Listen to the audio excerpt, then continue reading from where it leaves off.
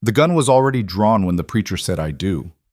No one saw it coming, not the bride frozen at the altar, not the groom whose hand went instinctively to his hip, not the 100 souls packed into that dusty chapel on the edge of nowhere. The stranger in the doorway stood silhouetted against the blinding desert sun, his shadow stretching across the aisle like a dark prophecy. 10 years they thought he was dead. 10 years Clara Whitlock had waited, buried her heart, and learned to survive. Now he was back, and everything was about to burn.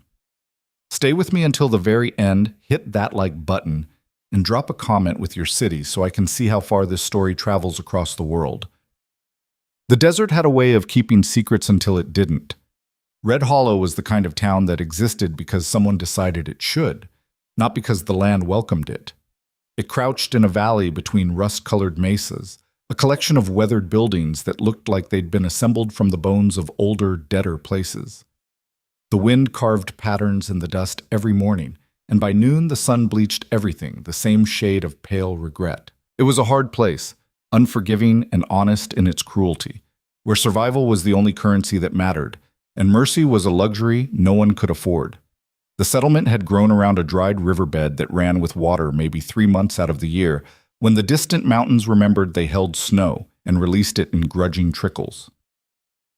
The rest of the time, Red Hollow survived on stubbornness and wells that had to be dug deeper every season. There was a general store that doubled as a post office, a saloon that never closed, a stable that smelled of manure and old leather, and a church that had been built with more optimism than the town had ever actually possessed. Today, that church was full. Clara Whitlock stood at the front of the aisle in a dress that had belonged to her mother, altered and re-sewn until it fit her taller, stronger frame. The fabric was the color of cream gone slightly off, and it rustled when she breathed, which she was trying not to do too deeply.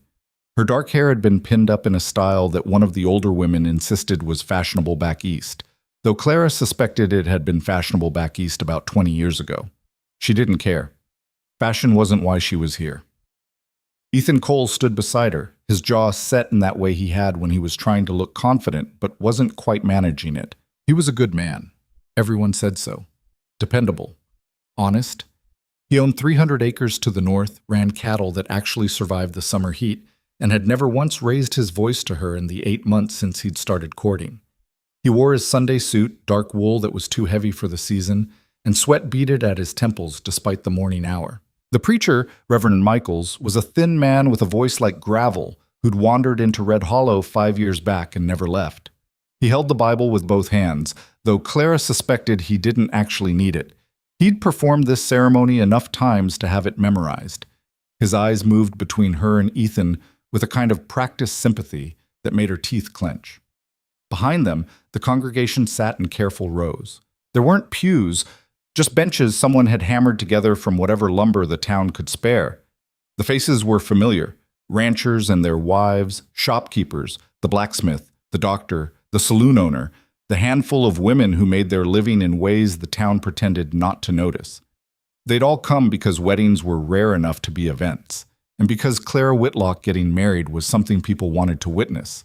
Not because they loved her, though some did, not because they were happy for her, though some might have been, but because Clara Whitlock had been the woman waiting for a ghost, and everyone wanted to see what it looked like when she finally stopped.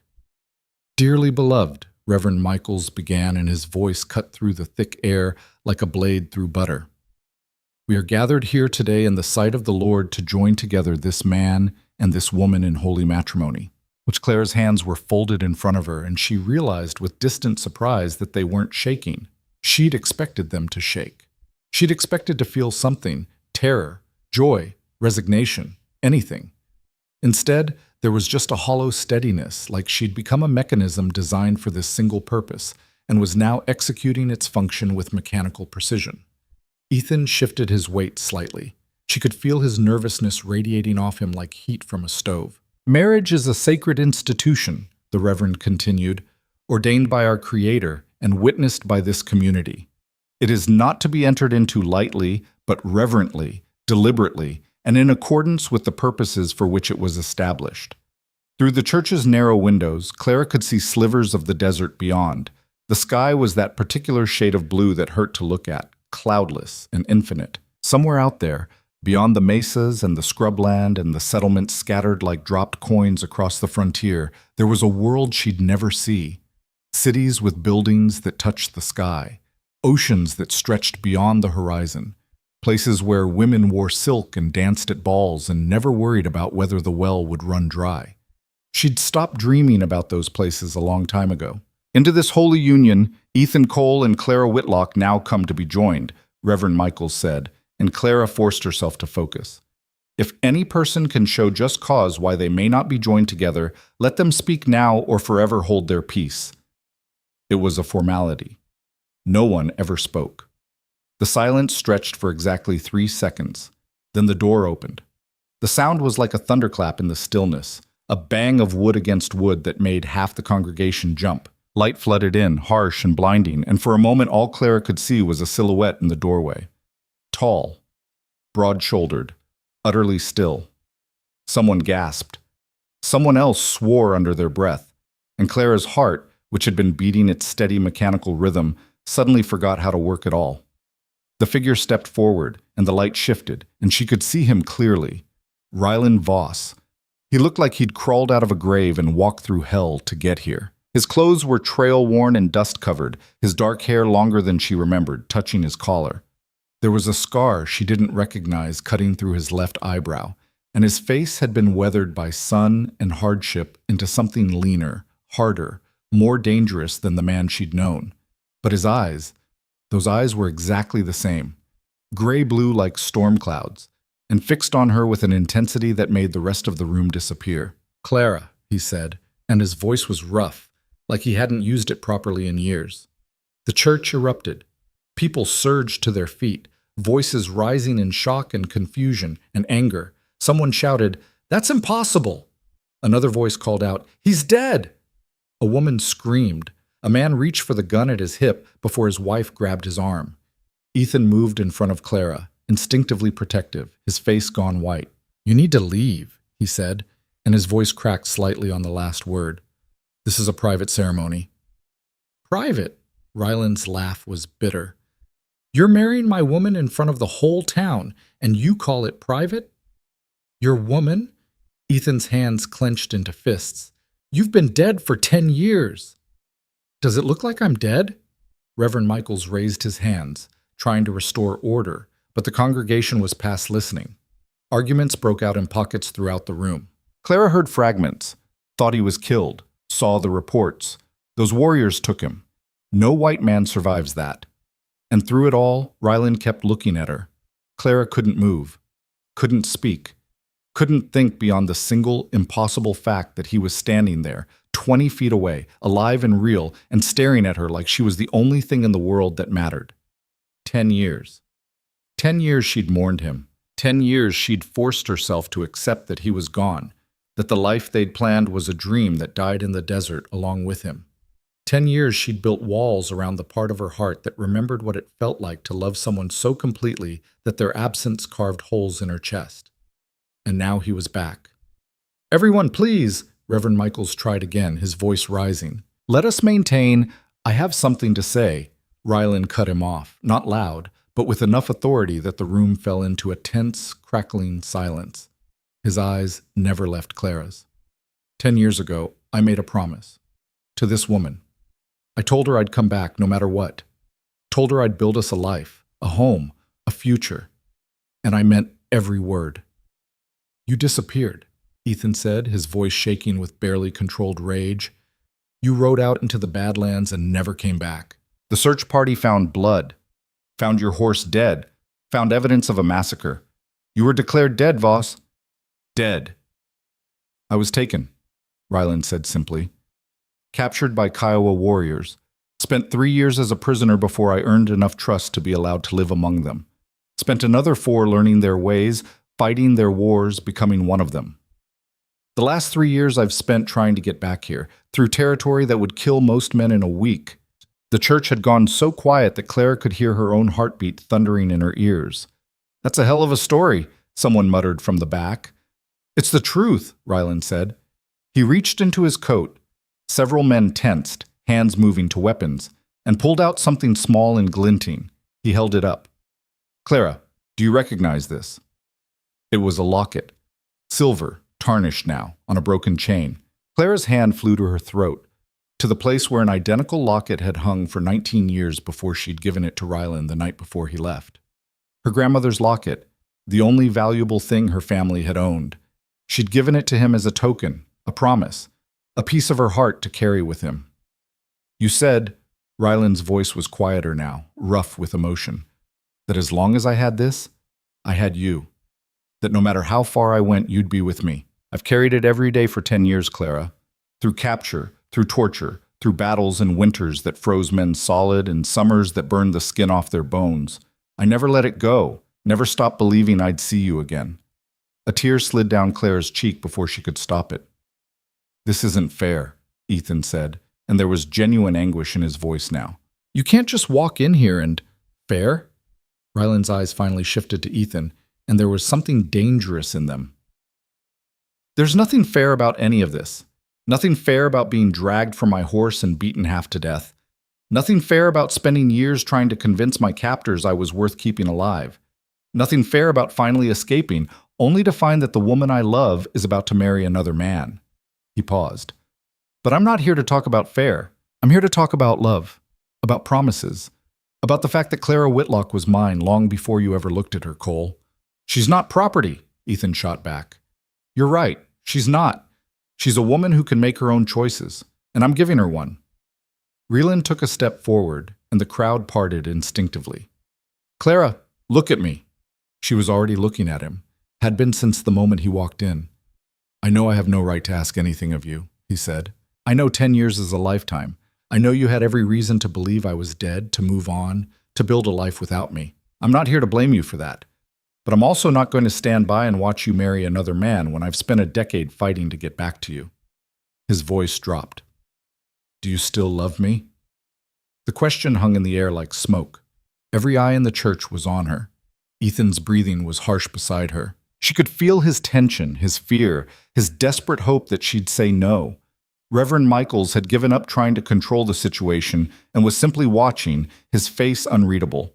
And Rylan stood in the aisle, dusty and scarred and utterly vulnerable, waiting for an answer that would either save him or destroy him.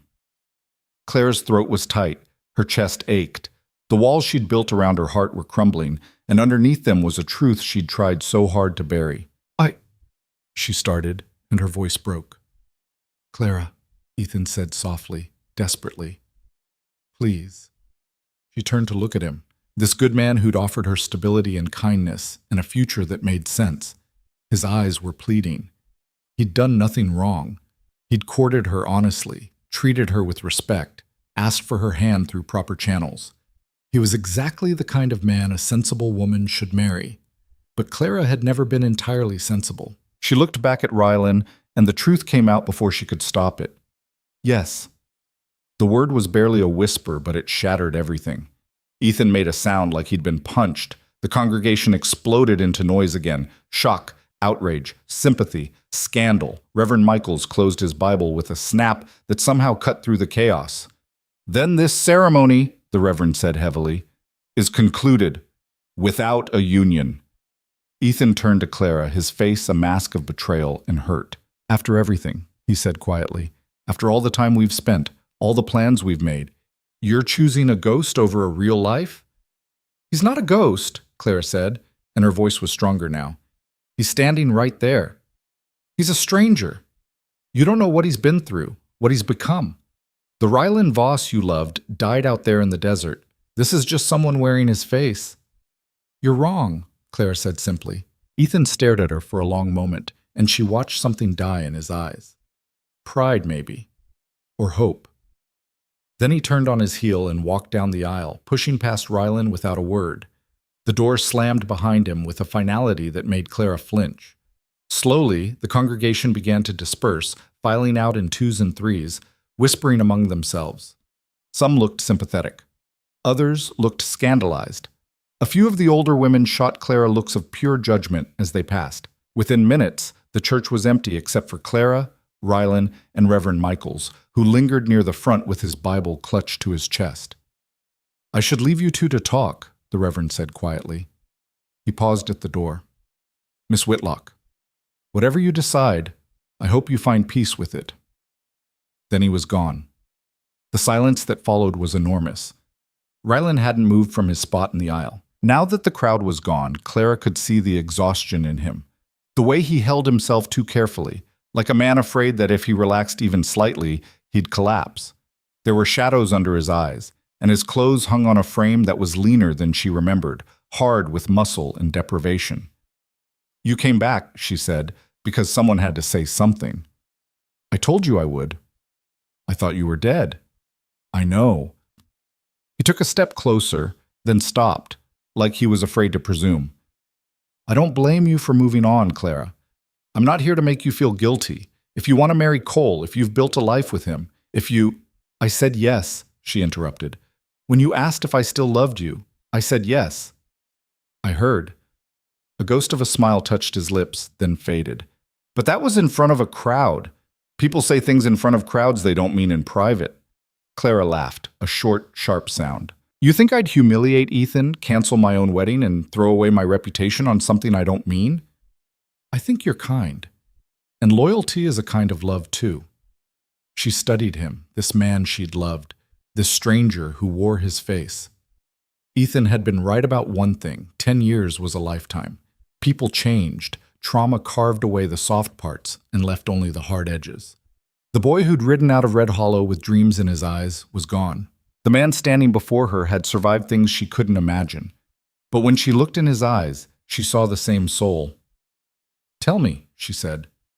Everything. What happened out there? Rylan exhaled slowly.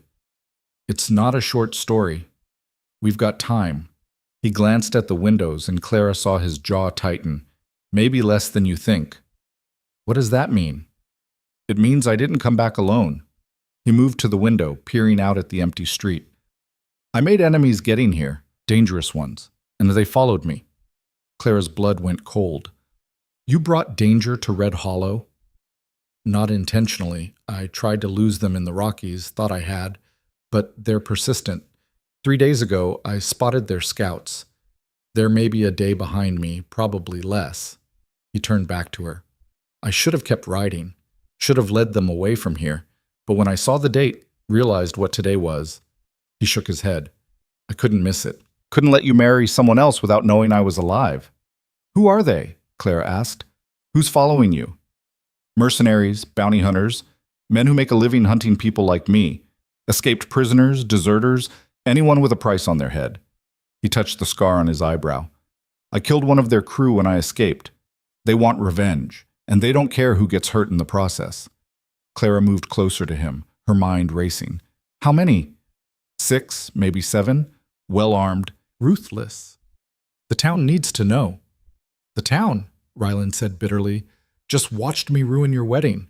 They're not going to be in a cooperative mood. He wasn't wrong. Red Hollow had a sheriff, Samuel Grant, a weathered man in his 50s who'd served as a cavalry officer before settling here. But the real power in town was split between the Ranchers' Council and the business owners. And right now, Clara suspected, both groups were more likely to tell Rylan to leave than to help him. Then we convince them, Clara said. Sheriff Grant is reasonable. If we explain the situation, a gunshot cracked through the air. Both of them froze. Another shot, then another, coming from the north end of town. Then screaming. Rylan's face went white. No, they can't be here already. I lost them. He didn't finish. He was already moving, running for the door with Clara right behind him. They burst out into the blinding sunlight, and Clara's eyes struggled to adjust. The main street was in chaos. People running, shouting, diving for cover. Horses reared in panic outside the saloon. And at the far end of town, silhouetted against the desert sky, were 7 riders. They sat their horses like they owned the world, rifles resting casually across their saddles. The leader was a massive man with a red beard and a hat pulled low over his eyes. Even from this distance, Clara could see the cruelty in his posture. Voss! The man's voice boomed down the street. We know you're here. Come out peaceful, and maybe we don't burn this shithole to the ground. Rylan's hands clenched into fists. Garrett Mason, he said quietly. The one I killed was his brother. What do we do? Clara asked. Before Ryland could answer, Sheriff Grant appeared from the direction of his office, his gun already drawn. He was flanked by two deputies, young men who looked terrified but determined. The sheriff's eyes found Ryland and Clara, and his expression darkened. "This your mess, Voss?" he called. "Yes," Ryland said simply. "And I'll handle it. Just get the civilians to safety." "Like hell you will." The sheriff moved closer, his gun not quite pointing at Ryland, but not quite pointing away either. "You brought death to my town. You're going to explain why I shouldn't just hand you over and be done with it." "Because they won't leave if you do," Ryland said. "Men like Garrett Mason don't stop with just their target. They'll take what they want, supplies, horses, women, and they'll kill anyone who objects. You give me to them, you're just feeding them their first victim. They'll want more." Grant's jaw worked. He knew Ryland was right. Clara could see it in his face. "How long do we have?" the sheriff asked. "Not long," Ryland said. "They're not patient men." Another gunshot rang out, and Clara watched as a bullet struck the water trough outside the general store, sending up a spray of water and splinters. A warning shot. The message was clear. "We're done waiting." "Everyone inside," Sheriff Grant bellowed. "Now, get off the street." People scrambled to obey, diving into buildings, pulling shutters closed. Within seconds, the main street was empty except for Clara, Ryland, the sheriff, and his two deputies, and the 7 riders slowly advancing down the street. "Last chance, Voss," Garrett Mason called. "You got 10 seconds to show yourself or we start shooting windows." Ryland looked at Clara, and in that moment she saw everything he couldn't say. The apology for bringing this danger, the desperate hope that she'd survive, the love that had carried him through 10 years of hell. "Don't you dare sacrifice yourself," Clara said quietly. "Not after everything you've been through to get back here." "If it keeps you safe." "It won't. You said it yourself. They won't stop." She grabbed his arm. "So we fight." A laugh, short and sharp. "You don't even have a gun." Clara smiled grimly. "Then I'll get one." She turned and ran toward her house, 3 buildings down. She heard Ryland shout her name, heard the sheriff curse, but she didn't stop. Her father had been a hunter before a fever took him 5 years ago, and his rifle was still mounted above the fireplace. She'd been shooting since she was 12. Wasn't as good as her father had been, but she could hit what she aimed at. She burst through her front door, grabbed the rifle, and checked the ammunition. 4 rounds loaded, a box of extras in the drawer. She shoved the box in her pocket and ran back out. The situation had deteriorated in the 30 seconds she'd been gone. The riders had spread out across the street, creating a loose semicircle. Garrett Mason had dismounted and was standing in the center, his rifle pointed casually at the sheriff's office. "You're trying my patience," he roared. Clara took up a position behind a water barrel, the rifle already at her shoulder. Ryland saw her and looked like he wanted to argue, but there was no time. The sheriff and his deputies had taken cover behind various structures, creating a rough defensive line. "Mr. Mason," the sheriff called. "This is a lawful settlement. You have no jurisdiction here. Leave peacefully, and we'll let you go." Garrett's laugh was like rocks grinding together. "Jurisdiction? I don't need jurisdiction, Sheriff. I got 7 guns and the devil's own temper. That's all the authority I need." He spat in the dust. "Now, Ryland Voss is somewhere in this town, and I'm going to find him. You can help me, and some of you might live. Or you can get in my way, and all of you will die. Your choice." "I'm right here, Garrett." Ryland stepped out from behind the church, hands at his sides, no weapon visible. Clara's heart stopped.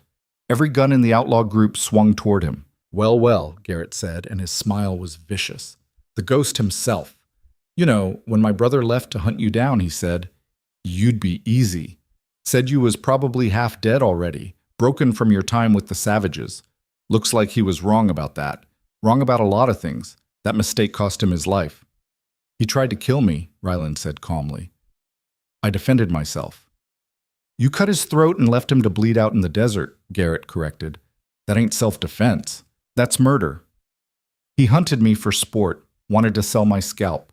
I gave him a warrior's death, more than he deserved." Garrett's face flushed red. "You got a mouth on you, Voss. My brother always said you was arrogant. Thought surviving the Kiowa made you special." He raised his rifle. "Let's see how special you are with a bullet in your skull." "Wait!" The voice came from behind Clara. She turned to see Ethan Cole emerging from the general store, his own rifle in hand.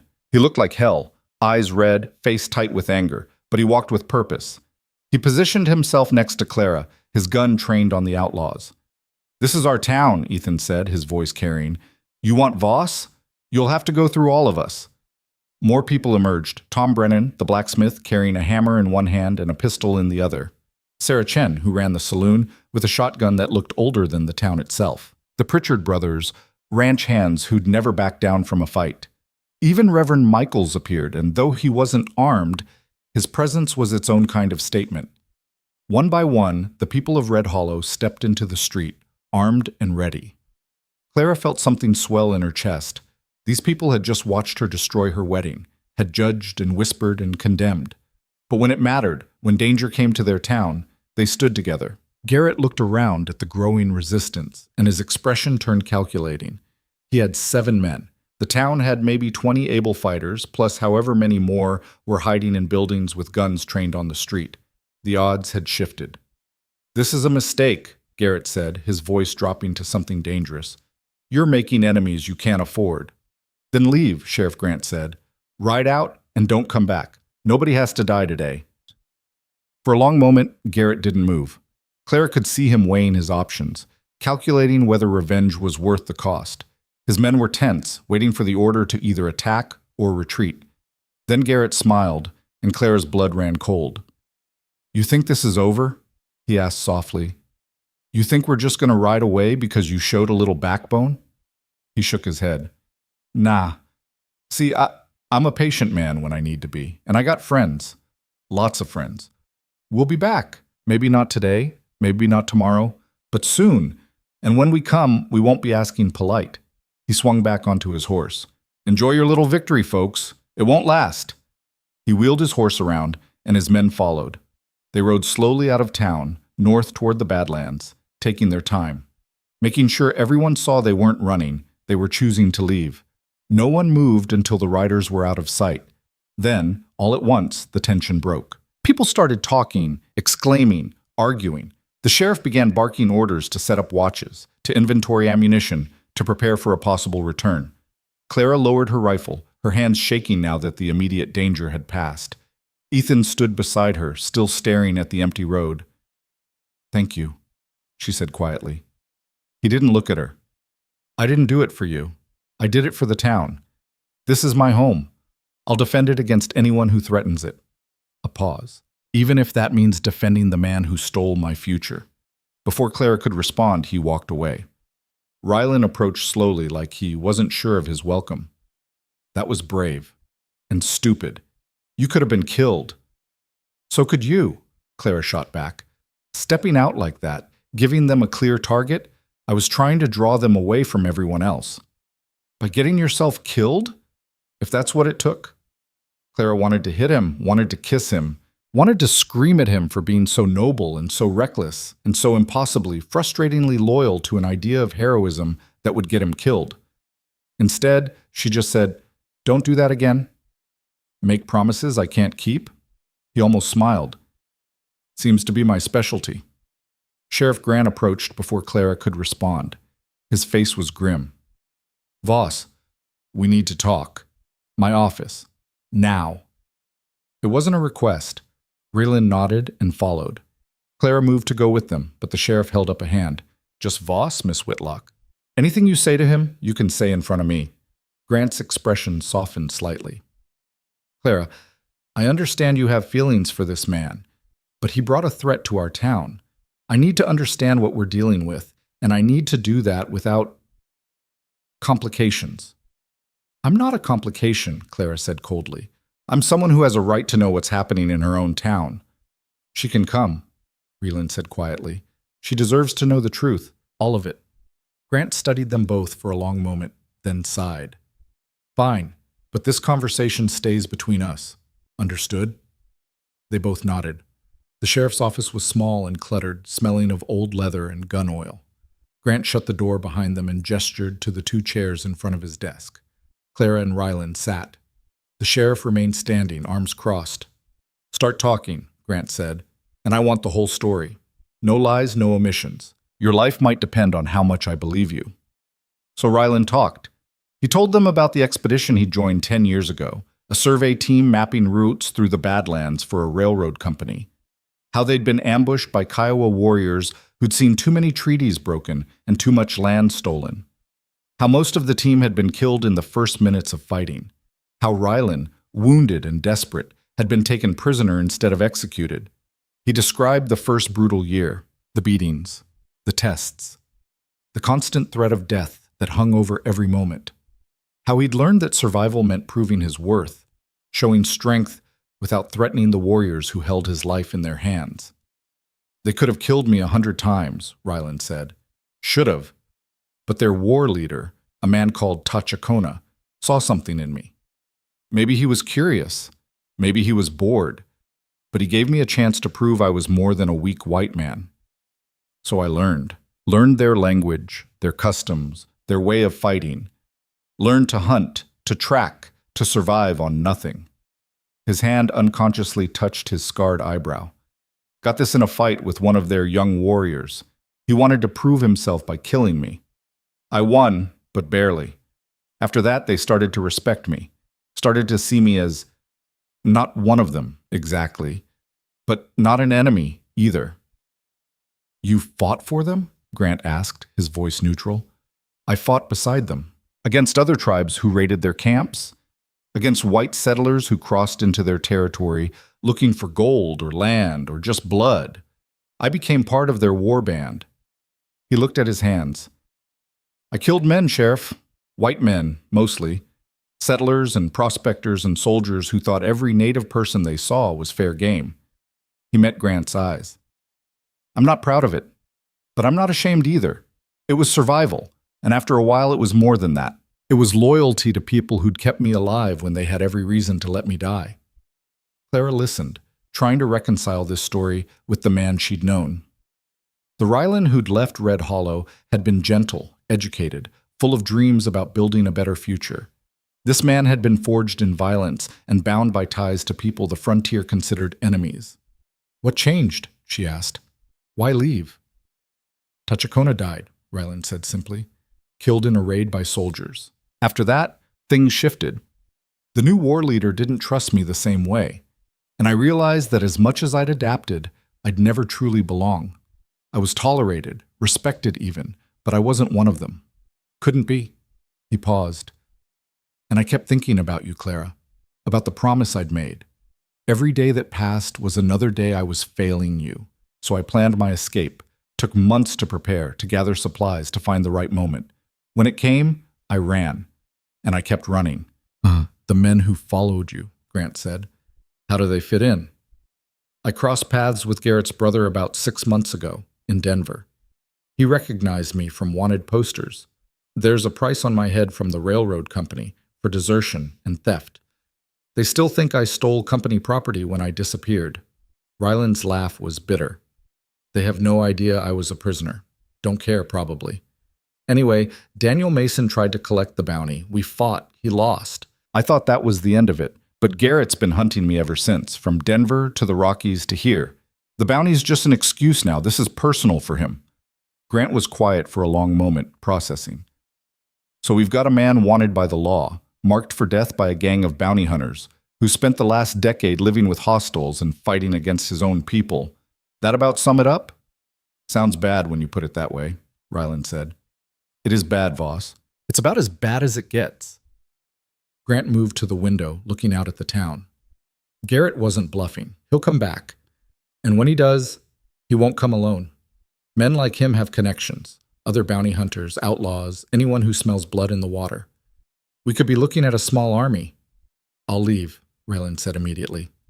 Draw them away from here. And lead them on a merry chase through the frontier while they burn every settlement between here and Mexico looking for you? Grant shook his head. That's not a solution. That's just spreading the problem. Then what do you suggest? Grant turned back to face them. We prepare. Set up defenses, organize the townspeople, send for help from the territorial militia, and we hope we can hold out long enough for that help to arrive. How long will that take? Clara asked. Week? Maybe 2. Assuming the militia takes us seriously. They won't, Ryland said flatly. One small town complaining about bounty hunters? They've got bigger problems. Indian wars, range disputes, actual army operations were on our own. Grant didn't argue, because they all knew it was true. Red Hollow was too small, too remote, too insignificant for anyone to care about its problems. If they were going to survive, they'd have to do it themselves. There might be another option, Ryland said slowly. The Kiowa, specifically the band I was with. They winter about 3 days' ride from here in the canyons to the east. If I could reach them, convince them to help. You want to bring a war party of Kiowa warriors to a white settlement? Grant stared at him. Are you insane? They're not monsters, Sheriff. They're people. And some of them considered me a friend, or close enough. If I explained the situation, if I could make them see that helping us would benefit them too— How? Clara interrupted. How does helping Red Hollow benefit them? Ryland met her eyes. Because Garrett Mason doesn't distinguish between white settlers and native people. If he comes back with reinforcements, if he decides to make an example of this town, he'll raze it to the ground. And then he'll move on to the next settlement. And the next. Eventually he'll cross into Kiowa territory. He'll attack their camps, kill their people, just because he can. But if we stop him here together, we send a message. This land isn't open for exploitation. The people here, white, native, whoever, will defend it. That's a message that benefits everyone. Grant looked skeptical, but Clara could see him thinking it through. Even if they agreed, which is a hell of an if, the people of Red Hollow would never accept it. You saw how they reacted when you walked into that church. Half of them wanted to shoot you on principle. You think they'll welcome Kiowa warriors with open arms? No, Ryland admitted, but I think they'll accept it if the alternative is death. A long silence followed. Finally, Clara spoke. How long would it take to reach them and bring them back? 6 days, round trip, maybe 5 if I push hard. That's too long, Grant said. Garrett could be back in 3. Then I leave tonight. Travel fast, don't stop. Ryland stood. It's our best chance, Sheriff. Maybe our only one. Grant rubbed his face tiredly. This is the craziest thing I've ever considered, and I was at Shiloh, so that's saying something. He looked at Ryland. If you do this, if you actually manage to convince a band of Kiowa warriors to help defend a white town, it'll change everything. You understand that? There's no going back to the way things were. The way things were, Ryland said quietly, was never going to last anyway. The frontier's changing. This whole territory is changing. We either learn to coexist or we all die killing each other. I'd rather try the first option. Clara stood as well. I'm coming with you. Both men turned to stare at her. Absolutely not, Ryland said. Not a chance, Grant agreed. I wasn't asking permission, Clara said calmly. You need help, Ryland. Someone who can watch your back, help with the horses, keep you from collapsing from exhaustion. Someone who has a stake in this town surviving. That's me. Clara, these are the same people who held me prisoner for 3 years. They're not going to be friendly to another white face showing up in their camp. Then you'll explain. Make them understand. She crossed her arms. I'm not letting you ride off alone again. Not after just getting you back. Ryland looked at Grant, clearly hoping for backup. The sheriff just shrugged. She's got a point. And honestly, Voss, you look like you're about to fall over.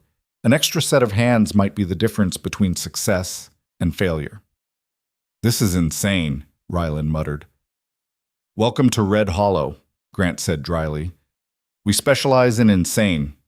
He moved to his desk, pulling out a map. All right, if we're doing this, we're doing it smart. Here's what I need from you. They spent the next hour planning routes, contingencies, signals for communication. Grant would organize the town's defenses, set up watch rotations, prepare for a siege if necessary. Ryland would attempt to reach the Kiowa and negotiate their help. Clara was still processing the fact that she'd just volunteered to ride into potential enemy territory with a man she hadn't seen in a decade. But as the plan took shape, as she watched Ryland's face light up with something like hope for the first time since he'd walked into that church, she knew it was the right choice. Whatever came next, they'd face it together. By the time they left Grant's office, the sun was setting, painting the desert in shades of orange and purple. The town had quieted, people retreating to their homes to process the day's events. Clara could see lights in windows, hear the murmur of worried conversations. Ethan was waiting outside. He stood in the middle of the street, hands in his pockets, looking smaller somehow than he had that morning. When he saw them, his expression hardened. "So it's decided then," he said. "Not a question." Clara nodded. "We leave tonight." "We." Ethan's laugh was hollow. "Of course, why would you stay here, where it's safe, when you could ride off into danger with him?" "Ethan, save it, Clara. I don't want your pity or your apologies." He looked at Rylan. "You take care of her. You let anything happen to her, and I'll hunt you to the ends of the earth. Bounty hunters will be the least of your problems." "Understood," Raylan said simply. Ethan held his gaze for a moment longer, then nodded. "There's supplies in my barn. Take what you need. Horses, too, if yours aren't up to the journey." He started to walk away, then paused. "Clara, when you come back, if you come back, I hope you find whatever it is you're looking for. I really do, but we're done. You and me, there's no coming back from this." "I know," Clara said softly. "I'm sorry, Ethan. You deserved better." "Yeah," he said. "I did." Then he was gone, swallowed by the gathering darkness. Clara felt the weight of what she'd just destroyed settle over her. A safe future, a good man's love, the respect of the community, all gone, traded for an uncertain present and a man who might still be more stranger than soulmate. But when Ryland's hand found hers in the darkness, when their fingers intertwined with a familiarity that a decade hadn't erased, she knew she'd made the only choice she could live with. "We should go," Ryland said quietly. "We've got a long ride ahead." Clara squeezed his hand. "Then let's ride." They moved through the town together, gathering supplies, preparing horses, making final arrangements. People watched from windows and doorways, their expressions unreadable. Some hostile, some sympathetic, most just confused. Claire didn't care.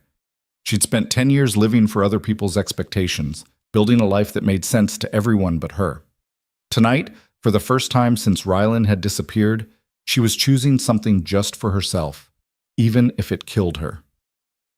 The moon was rising by the time they rode out, two figures on horseback heading east into the unknown. Behind them, Red Hollow settled into an uneasy watch, preparing for war. Ahead, in the canyons where the Kiowa made their winter camp, an uncertain alliance waited to be forged. And somewhere in the darkness between, Garrett Mason and his men planned their revenge, patient as predators, inevitable as death. The desert kept its secrets, but not for much longer. The desert night swallowed them whole within an hour of leaving Red Hollow. Clara had forgotten how absolute the darkness could be out here, away from the town's scattered lanterns and cooking fires. The moon provided some light, enough to see the trail ahead and the silhouette of Rylan riding beside her, but beyond that small circle of visibility, the world simply ceased to exist. The darkness pressed in from all sides, alive with sounds she couldn't identify. The skitter of something small across rocks, the distant cry of a hunting owl, the endless whisper of wind through sage and scrub. They'd been riding in silence for most of that hour, pushing the horses hard across the flat basin that stretched east from town. Clara's gelding, a sturdy roan named Dusty that she'd owned for 3 years, was handling the pace well enough, but she could feel the strain in his gait. Ryland's mount, a gray mare he'd acquired somewhere in his travels, moved with the easy endurance of a horse bred for long distances. "We'll need to rest them soon," Ryland said, breaking the silence. His voice was quiet, barely audible over the sound of hooves on packed earth. "There's a place about 2 miles ahead near some rock formations. Water, shelter. We can stop for a few hours, let them recover." Clara nodded, then realized he probably couldn't see her clearly in the darkness. "How far have we come?" "Maybe 8 miles. Good progress for the first leg." He shifted in his saddle and she heard the creak of leather.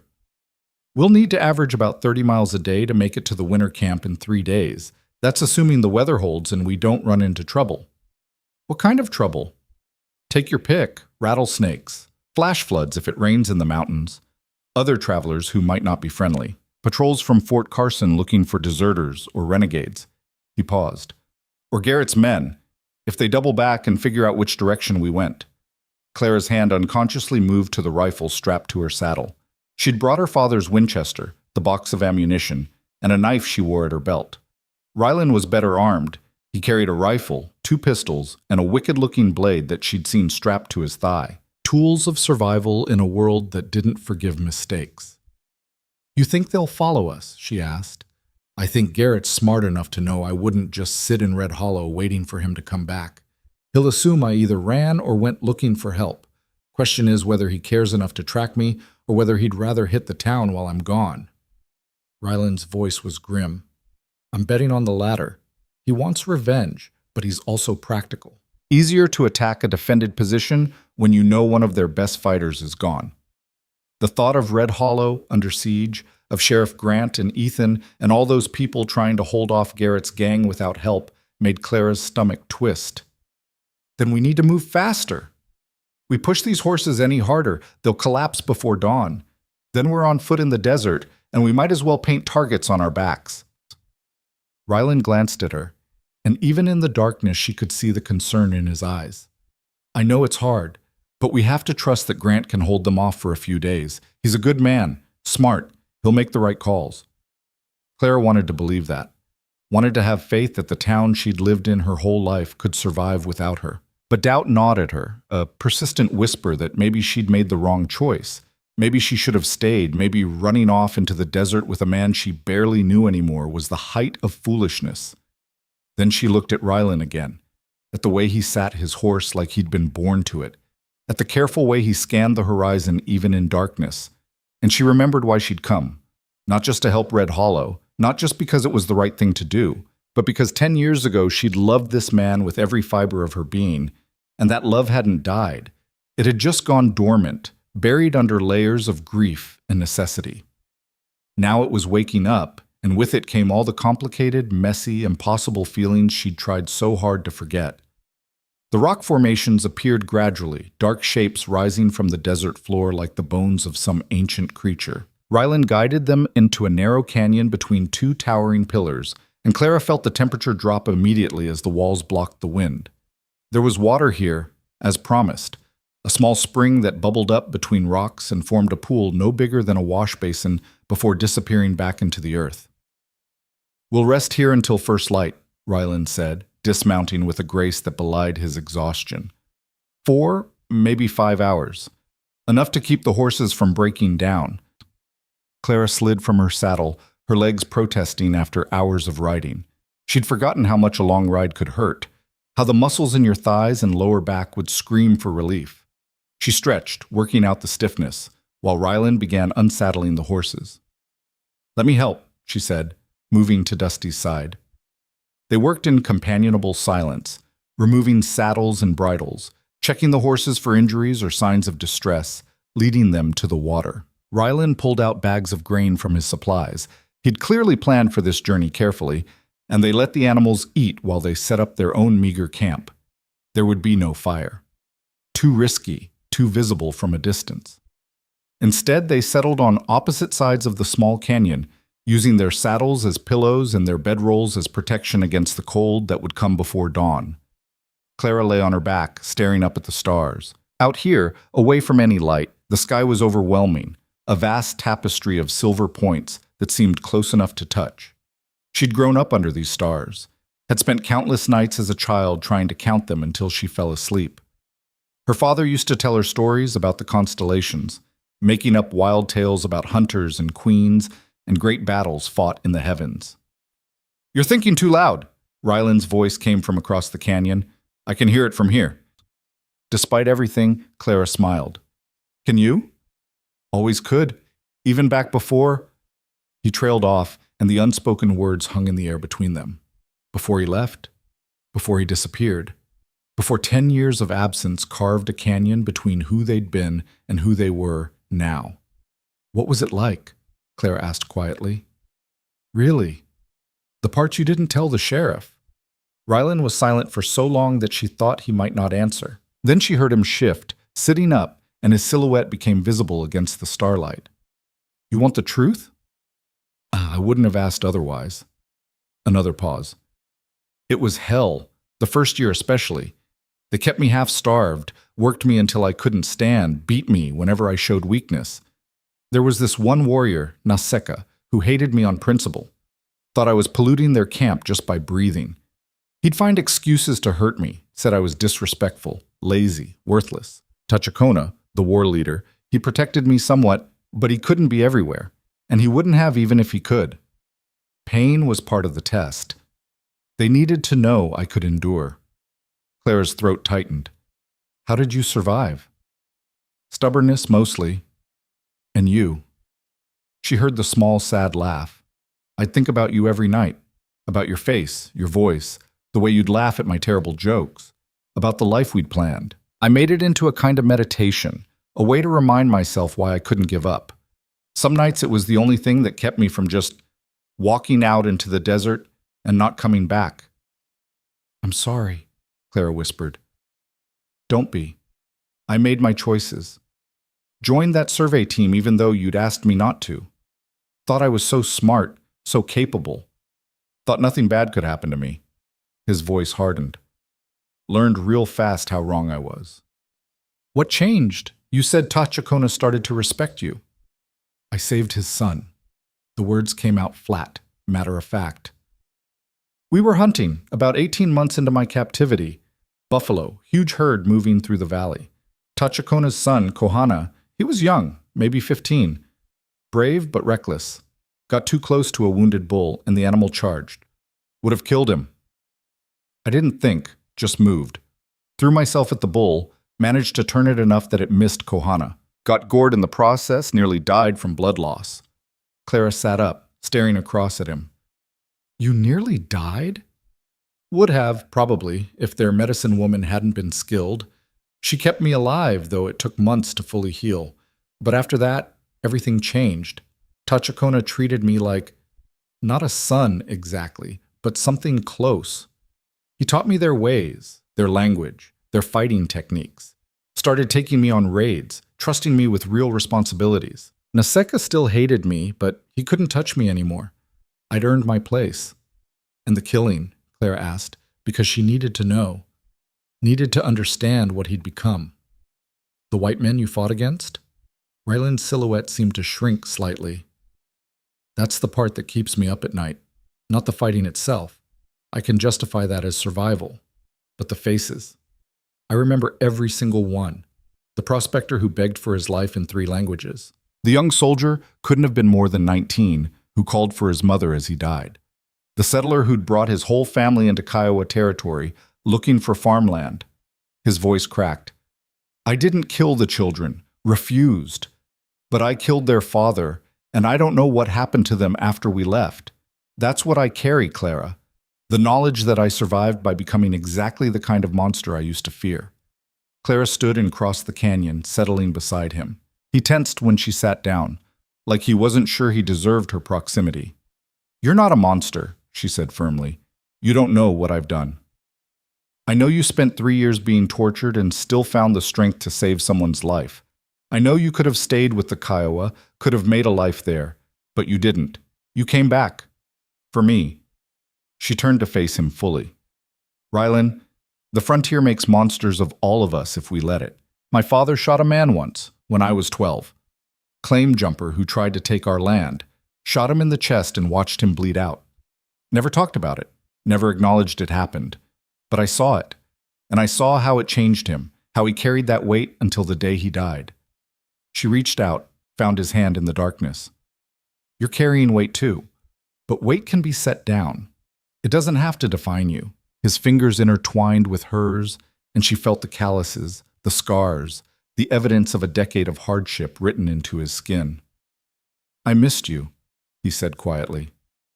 Every single day. I missed you too. Even when I'd convinced myself you were dead, even when I was trying to build a life with Ethan, there was always this absence, like a piece of me had been carved out and nothing could fill the space. They sat like that for a long moment, hands clasped, 2 people trying to bridge a decade of distance with touch and truth. What happens after this? Rylan asked. Assuming we survive, assuming we can convince the Kiowa to help, assuming we actually manage to defeat Garrett and his gang. What then? Clara had been asking herself the same question. I don't know. Red Hollow will never be the same. Half the town probably thinks I'm insane for running off with you. Ethan won't speak to me again. The life I had there is gone. You could leave.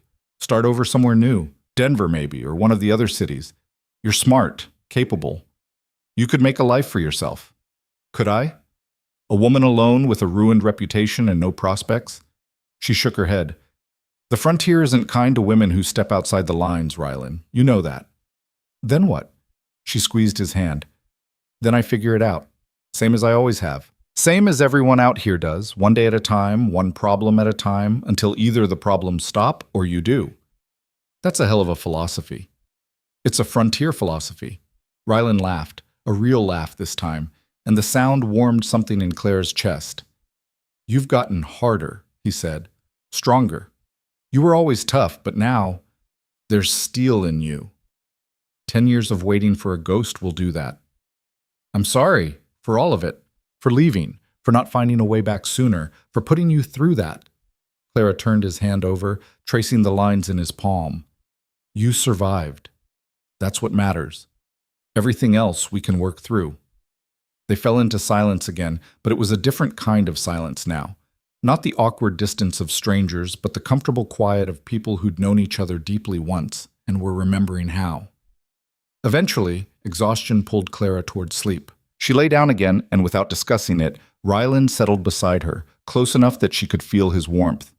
They didn't touch beyond the proximity, both aware that too much too fast would be a mistake. But the comfort of not being alone, of having someone to watch the darkness with, was enough. Clara drifted off with the sound of Rylan's breathing in her ear and the weight of his presence beside her, and for the first time in 10 years, she slept without nightmares. She woke to the smell of coffee and the pale gray light of pre-dawn. Rylan was already up, moving quietly around their small camp. He'd somehow managed to make a tiny fire in a depression between rocks, carefully shielded so the light wouldn't be visible from a distance, and had a battered coffee pot balanced on stones above the flames. Thought you said no fire, Clara said, sitting up and immediately regretting it as every muscle in her body screamed protest. Small risk for hot coffee seemed worth it. Besides, we're in a canyon. The walls hide most of the light, and the wind disperses the smoke. He poured dark liquid into a tin cup and handed it to her. Drink. We've got a hard ride ahead. The coffee was bitter and strong, and Clara had never tasted anything better. She sipped it slowly, feeling warmth spread through her chest and the fog of sleep gradually clear from her mind. How long until sunrise? She asked. Maybe half an hour? I want to be moving by then. There's a stretch of open ground we need to cross before the real heat sets in, and I'd rather do it in morning light than afternoon fire. They broke camp efficiently, working together like they'd done this 100 times before. The horses seemed rested, eager even, stamping their feet and tossing their heads as they were saddled. Clara checked Dusty's legs and hooves, looking for any signs of strain or injury, but the gelding seemed sound. As they rode out of the canyon, the sky was beginning to lighten in the east, bands of orange and pink spreading across the horizon. The desert revealed itself gradually, endless stretches of scrubland dotted with sage and mesquite, distant mesas rising like monuments to forgotten gods, and everywhere the red earth that gave this part of the territory its character and its curse. They made good time through the morning. Rylan set a pace that was fast but sustainable, alternating between trotting and walking to keep the horses from exhausting themselves. They stopped briefly at noon to water the animals at a small creek that cut through a ravine, then pushed on through the afternoon heat. The landscape began to change as they traveled east. The flat basin gave way to rolling hills, and the vegetation grew denser, more trees, more grass, signs of water below the surface. They were approaching the foothills of the mountain range that divided the territory, the natural boundary between the settlements to the west and the Kiowa hunting grounds to the east. We'll reach the first canyon entrance by nightfall, Rylan said as they crested a hill and looked down at the valley below. From there, it's maybe half a day to the winter camp, assuming they're still where they were last year. And if they're not, Clara asked, then we track them. Kiowa don't leave the area entirely. Too many resources, too much shelter. But they move around within the canyon system depending on game availability and weather. Could add a day or two to our timeline. A day or two they might not have, if Garrett was already moving against Red Hollow, but there was nothing to be done about it now except push forward and hope. The sun was setting when Clara saw the riders. They appeared on a ridge to the south, silhouetted against the orange sky. 4 of them, mounted, watching. Too far away to make out details, but close enough to be a threat. "Rylan," Clara said quietly, not taking her eyes off the figures. "I see them." His hand moved to his rifle, though he didn't draw it. Could be scouts from Fort Carson. Could be prospectors. Could be trouble. "They're not moving." "No, they're deciding what we are." Clara's hand found her own rifle, and they rode on, maintaining their pace but now hyper-aware of the watchers on the ridge. The figures tracked them for maybe 15 minutes, then slowly faded back over the ridge and disappeared. "Think they'll follow?" Clara asked once they were out of sight. "Maybe. Depends on what they're after." Ryland's jaw was tight. "We'll need to be careful tonight. Set a watch, stay alert."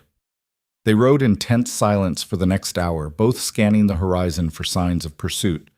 But the landscape remained empty, and gradually Clara allowed herself to relax slightly. The canyon entrance appeared as the last light was fading from the sky. A narrow cleft in a wall of red rock that rose maybe 200 feet straight up. The opening was barely wide enough for 2 horses to ride abreast, and it curved sharply after the first 20 yards, making it impossible to see what lay beyond.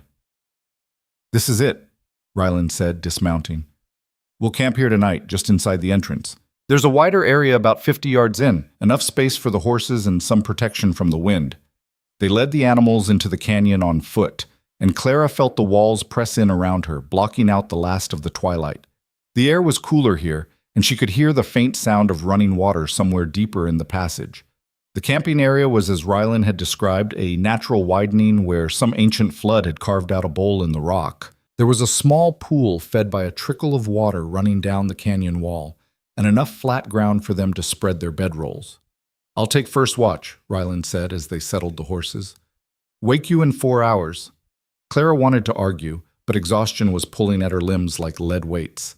She nodded, spread her bedroll, and was asleep almost before her head touched the saddle she was using as a pillow. She woke to Ryland's hand on her shoulder and his voice urgent in her ear.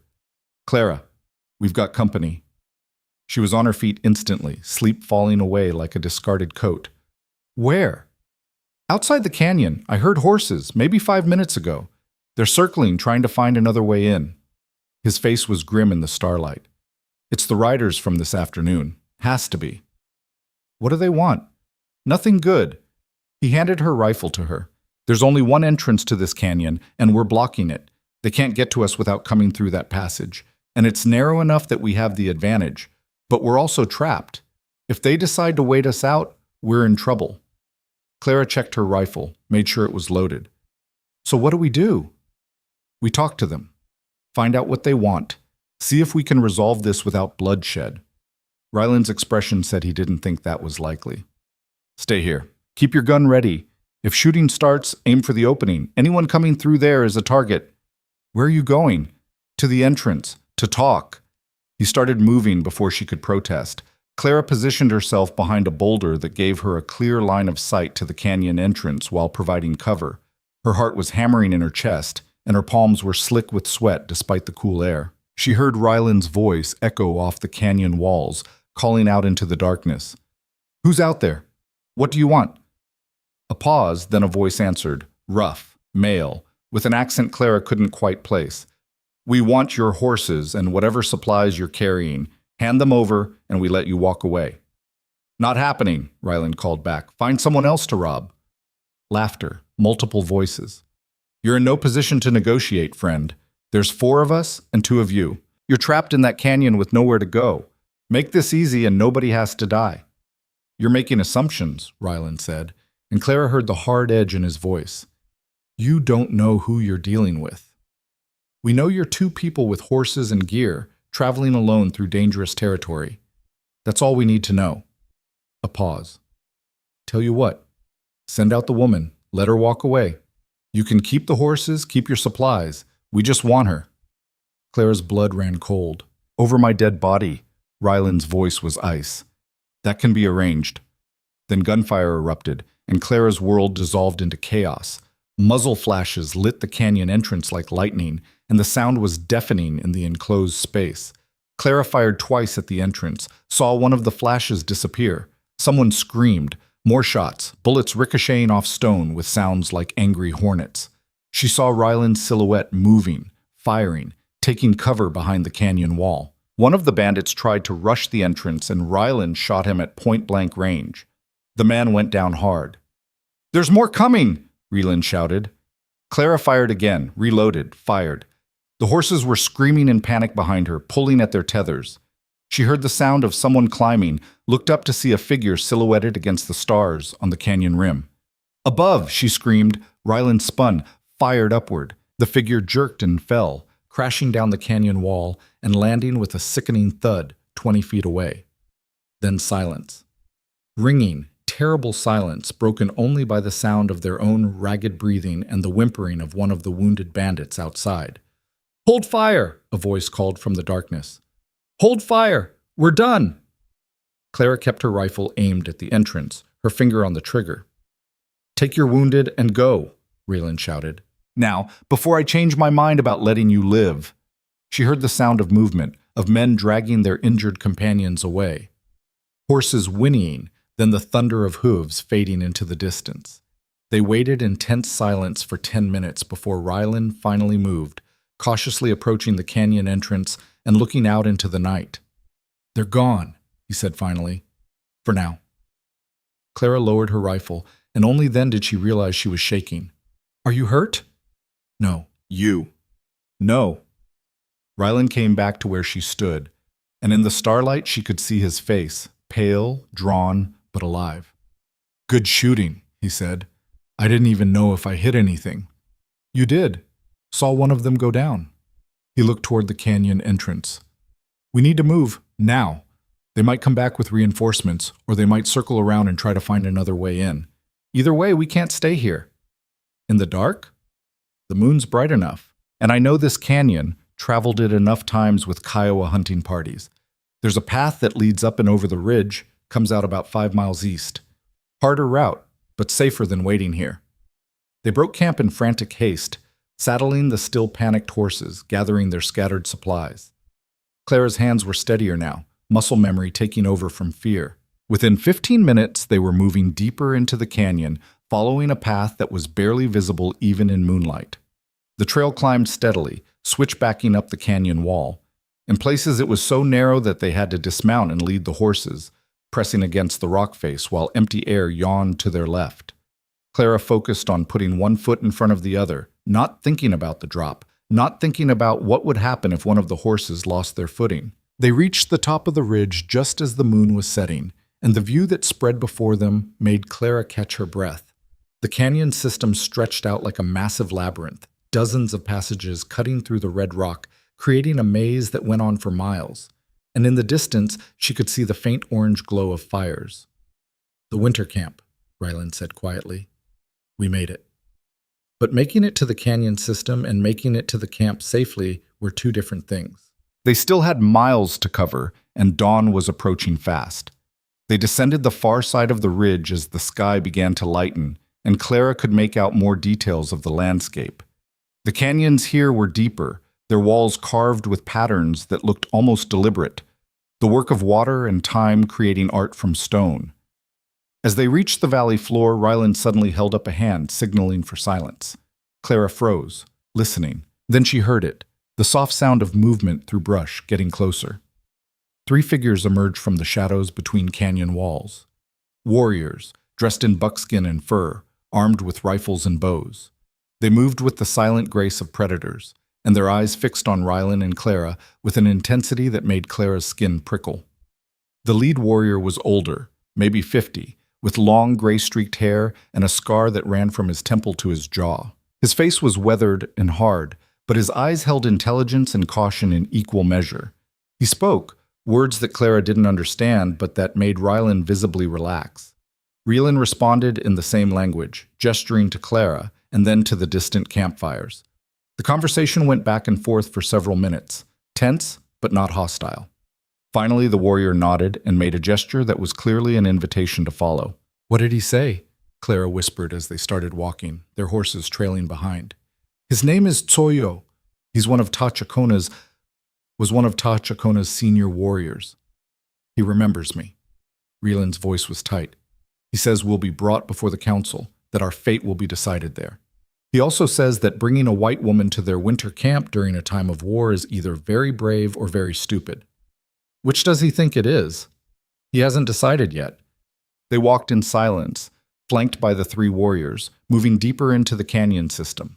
Other Kiowa appeared as they progressed, women carrying water, children playing, warriors returning from hunts. They all stopped to stare at the newcomers, their expressions ranging from curiosity to outright hostility. The winter camp itself was larger than Clara had expected, easily 100 people or more. Lodges made of buffalo hide were arranged in careful patterns throughout the canyon, smoke rising from cooking fires, horses corralled in natural enclosures formed by the rock walls. And standing in the center of it all, waiting with crossed arms and an expression of barely controlled fury, was the warrior Rylan had mentioned, Naseka.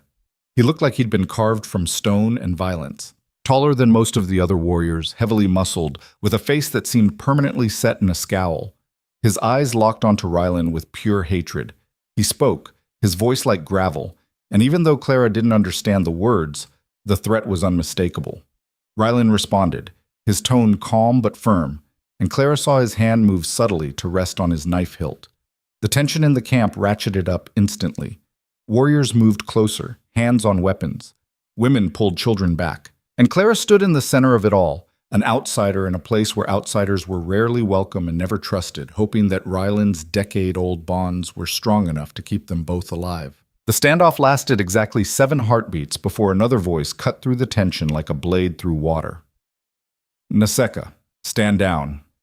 The speaker emerged from one of the larger lodges, a younger man, maybe 30, with the same bearing as the older warriors, but something different in his eyes.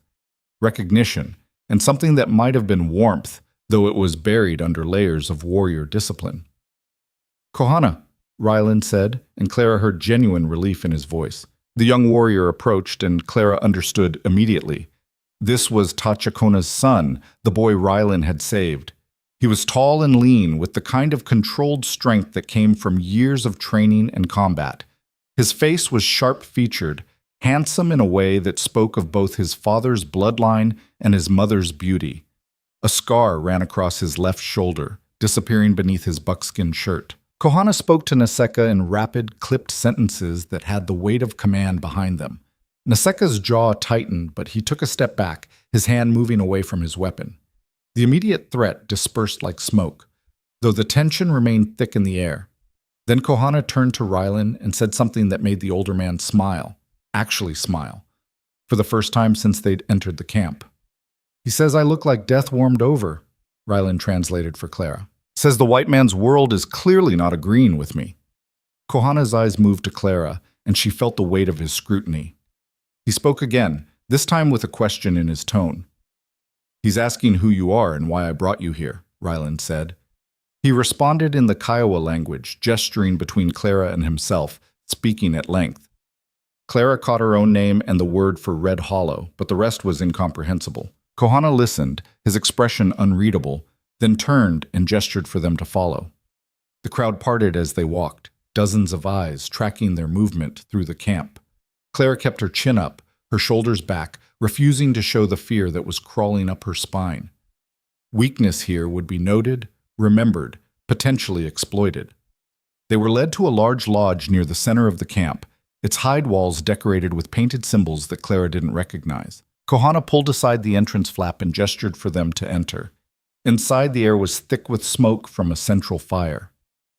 5 people sat in a semicircle around the flames. 3 men and 2 women, all of them older, all of them watching the newcomers with expressions that ranged from curiosity to outright suspicion. This was the council, Clara realized. The people who would decide whether she and Rylan lived or died. Kohana spoke first, addressing the council with the formality of someone presenting a case. He gestured to Rylan frequently, and Clara heard multiple references to Tachakona's name. Whatever he was saying, it was clearly an argument in their favor. When he finished, one of the older men, a warrior so weathered he looked like he might have been carved from the same red rock as the canyons, spoke. His voice was gravelly and harsh, and his eyes never left Rylan's face. Rylan responded, and this time Clara could hear the emotion in his voice. He was pleading, she realized. actually pleading. He gestured toward the west, toward where Red Hollow lay, and spoke with increasing urgency. The conversation went back and forth for what felt like hours, but was probably only minutes. Other council members joined in, their voices rising and falling, sometimes overlapping. One of the women, elderly, with hair so white it seemed to glow in the firelight, asked a question that made Ryland pause, clearly considering his answer carefully before responding. Finally, the weathered warrior held up a hand, and silence fell. He spoke a single sentence, then waited. Ryland turned to Clara. "They want to hear it from you. Why you came here. Why they should risk their warriors to help a white settlement." Clara's throat was suddenly dry. "What do I say?" "The truth. That's all they'll respect." Ryland's eyes held hers. "Don't try to lie or embellish. Don't make promises you can't keep. Just tell them what's at stake and why it matters." Clara took a breath, then stepped forward slightly, making sure she could see all 5 council members clearly. She spoke slowly, knowing Ryland would translate, trying to put conviction into every word. "My name is Clara Whitlock. I come from Red Hollow, a settlement 3 days west of here. A week ago, my town was threatened by a gang of outlaws, violent men who kill for money and revenge. They came looking for Ryland, but when they couldn't take him easily, they promised to return with more men and destroy everything. My people are good people, hard-working people, but they're not warriors. They'll fight, but they'll die. All of them. Women, children, elders, everyone." She paused while Ryland translated, watching the council members' faces for any reaction. The white-haired woman's expression had softened slightly. The weathered warrior remained impassive. "I know you have no reason to care about Red Hollow," Clara continued. "I know white settlers have taken your land, broken treaties, killed your people. I know the history between our peoples is written in blood and betrayal. But Ryland told me something during our journey here. He said the frontier is changing. He said we either learn to stand together or we all die separately." More translation. Kohana had moved to stand beside the council, and Clara saw him nod slightly at her words. "The men coming to destroy Red Hollow won't stop there. They're the kind of men who see the entire frontier as something to exploit and consume. They don't care whether they're killing white settlers or native people. They care about power and profit and feeding their own violence. If they succeed in destroying Red Hollow, they'll grow bolder. They'll expand their territory. Eventually, they'll come here, to your hunting grounds, your winter camps, your sacred places. And when they do, they'll be stronger, more numerous, more confident." The white-haired woman spoke, and Ryland translated. "She asks how you can be certain of this."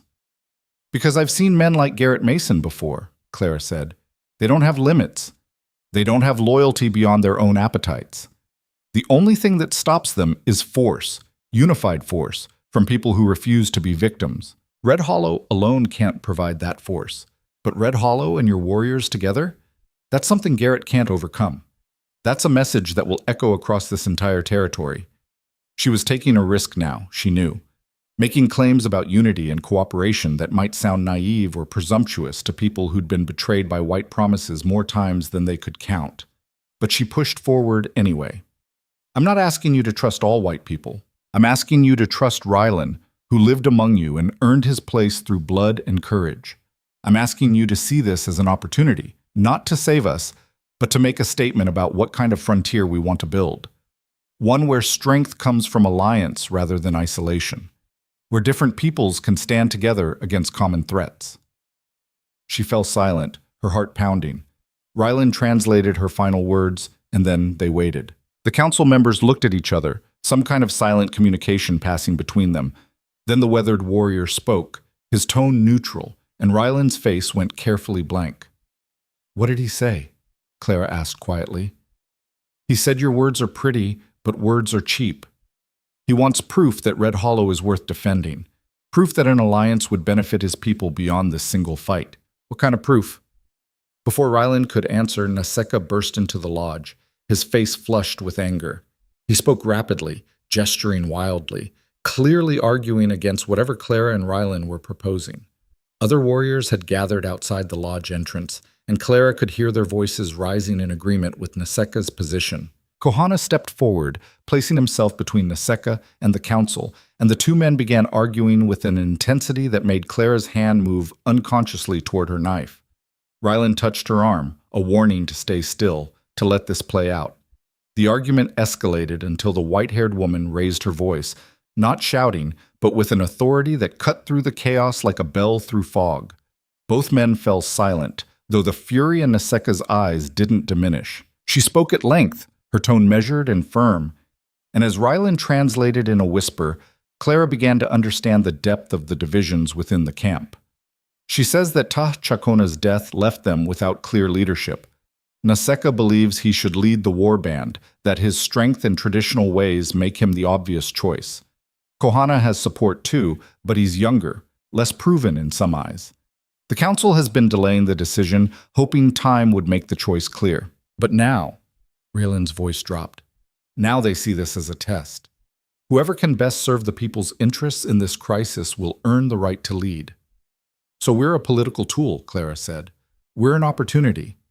If Kohana supports us and we succeed, he proves he can navigate the changing world, that he can make alliances that benefit his people. If Naseka opposes us and we fail, he proves that the old ways are still the safest path. And if we fail with Kohana's support, then he loses everything, and Naseka becomes war leader by default. The white-haired woman was still speaking, and Rylan translated.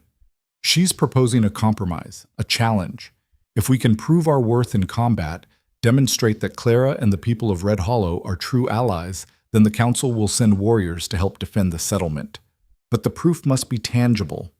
What kind of challenge? Clara asked, though she had a sinking feeling she already knew. The weathered warrior spoke, and a thin smile crossed his weathered face as Rylan's expression darkened. A hunt, Rylan said. 3 days from now, there's a large herd of elk moving through the northern canyons. Valuable game, especially this late in the season. Naseka will lead one hunting party. I'll lead another. Whoever brings back the most meat, cleanly killed, properly prepared, proves their worth. And you have to come with me to prove that white settlers can contribute, can hold their own in Kiowa territory. Clara felt every eye in the lodge turn to her. I've hunted before. Deer, turkey, small game, but elk are different. Elk are massive, aggressive when cornered, and smart as hell, Rylan confirmed. And Naseka is one of the best hunters in the band. He knows these canyons better than anyone except maybe Tsoyo. We'll be at a disadvantage from the start. Can we win? Rylan met her eyes and she saw the calculation there, the weighing of odds. Maybe, if we're smart, if we're lucky, if everything breaks our way. But it's a long shot. The weathered warrior spoke again, and this time his tone made it clear this was a final offer, not a negotiation. We have until sundown to decide, Rylan translated. Accept the challenge or leave the camp and don't come back. Clara thought of Red Hollow, of Sheriff Grant and Ethan and all those people preparing for a siege they couldn't survive. She thought of Garrett Mason and his gang riding toward the settlement with violence and destruction in their hearts. She thought of the impossible distance between where they stood now and any kind of future worth living. We accept, she said. The council members nodded, some with satisfaction, others with what might have been concern. Naseka's smile was vicious and triumphant. Kohana's expression was carefully neutral, but Clara saw the worry in his eyes. They were dismissed with a gesture, and Rylan led Clara out of the lodge into the bright afternoon sun. The camp was buzzing with activity now. News of the challenge had spread, and people were talking, arguing, placing what Clara assumed were bets on the outcome. Did I just make a terrible mistake? Clara asked quietly as they walked. Probably, Rylan said, but it was the only choice that gave us a chance. They were given a small lodge on the edge of the camp, far enough from the center to make their outsider status clear, but close enough to be watched. Inside there were sleeping furs, a small fire pit, and basic supplies. Spartan, but more than Clara had expected. As soon as they were alone, the weight of what they'd agreed to hit her fully. Rylan, I can't fail. If I mess up, if I slow you down, if I cost us this hunt, then we deal with it, he said firmly. Clara, I've seen you shoot. You're good. Better than half the hunters in this camp, if they'd admit it. What you need isn't better aim. It's knowledge. Understanding how elk move, how to track them, how to work with the land instead of against it. Can you teach me that in 3 days? I can try. He moved to the fire pit, began arranging kindling. We've got today and tomorrow to prepare. On the third day, we hunt. That's not much time, but it's what we have. The rest of that day and all of the next were the most intensive hunting lessons Clara had ever received. Rylan took her out into the canyons at dawn, showing her how to read tracks in different types of soil, how to identify feeding areas and water sources, how to move quietly through brush that seemed designed to announce every footstep. Elk are creatures of habit, he explained as they knelt beside a game trail examining fresh droppings.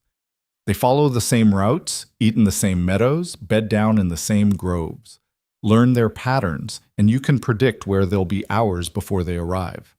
He taught her about wind direction, how scent carried through the canyons in ways that defied intuition, how an elk could smell a human from half a mile away if the breeze was wrong. He showed her how to use the terrain for cover, how to approach from angles that kept them invisible until the last possible moment. The shot itself is the easy part, Rylan said as they practiced on rocks at varying distances. It's everything before the shot that determines success or failure.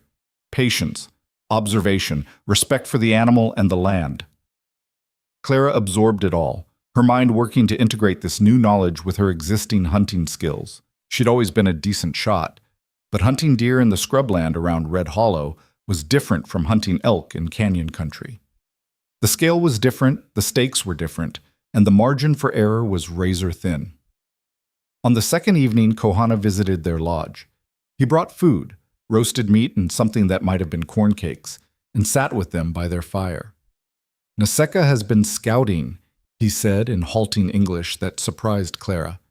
He knows where the herd will be. He has planned his approach. Of course he has, Rylan replied in the same language, probably for Clara's benefit. He's not stupid. No, but he is arrogant. He believes you have forgotten how to hunt the Kiowa way, that 10 years among white people has made you soft. Kohana paused. He is wrong, yes? We'll find out tomorrow. Kohana studied them both in the firelight. My father believed in you, believed you could bridge the worlds. That is why he taught you, why he defended you against those who wanted you dead. I think he was right, but belief is not enough. You must prove it, not just to the council, but to everyone, to Naseka, to the warriors who doubt, to the people who fear what alliance with whites will mean. No pressure, Clara said dryly. Kohana smiled slightly. In my language, we have a saying.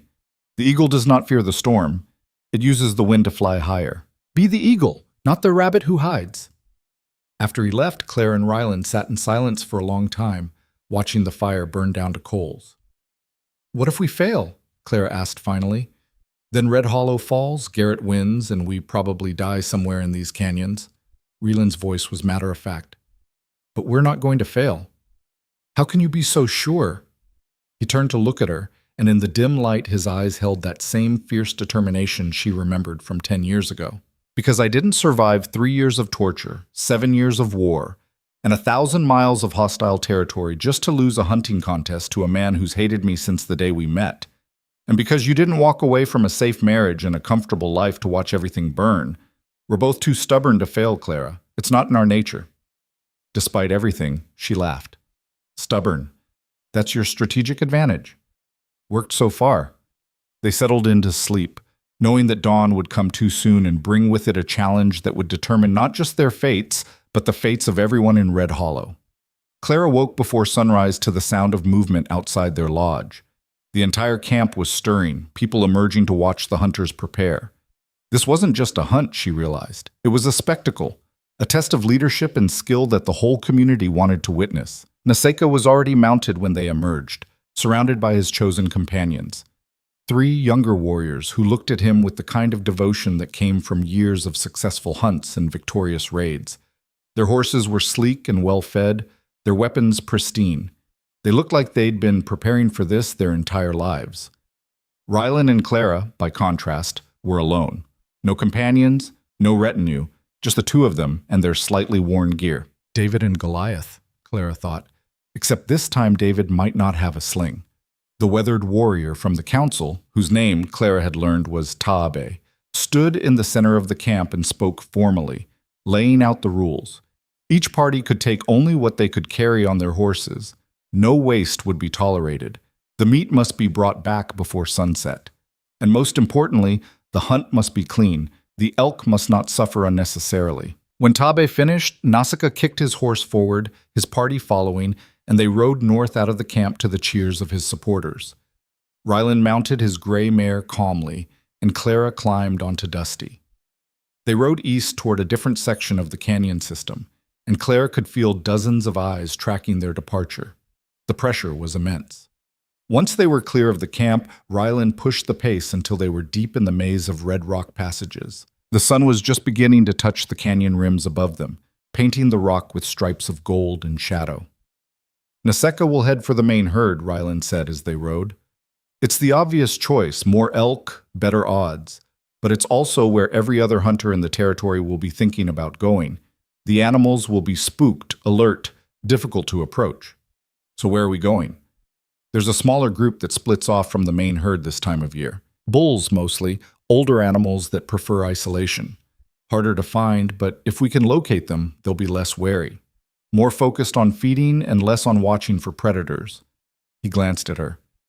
It's a gamble. If the splinter group isn't where I think it is, we'll waste hours we can't afford to lose. But if they are there, then we might actually win this thing. They rode for 2 hours, climbing steadily into the higher canyons where the walls narrowed and the vegetation grew thicker. Ryland moved with absolute certainty, following paths that were barely visible to Clara's eyes, reading the landscape like a book written in stone and water. Finally, he held up a hand and dismounted. Clara followed suit, and they led the horses into a grove of stunted pines that provided cover. Ryland pulled out a small leather pouch and removed what looked like dried leaves and crushed berries. Scent masking, he explained, rubbing the mixture on his clothes and skin. Elk rely on smell more than sight. This won't eliminate our scent, but it'll confuse it, make us blend with the natural odors of the forest.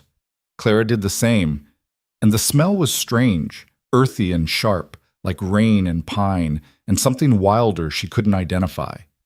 Then Ryland led her on foot through the trees, moving so quietly that Clara had to focus intensely to match his silence. They traveled for maybe 20 minutes before he stopped, pointing through the trees to a small meadow beyond. And there they were.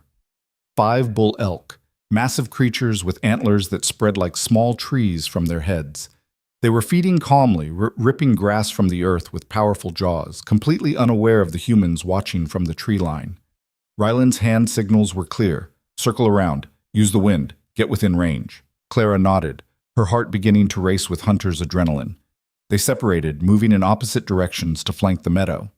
Clara kept low, using every scrap of cover, testing the wind constantly.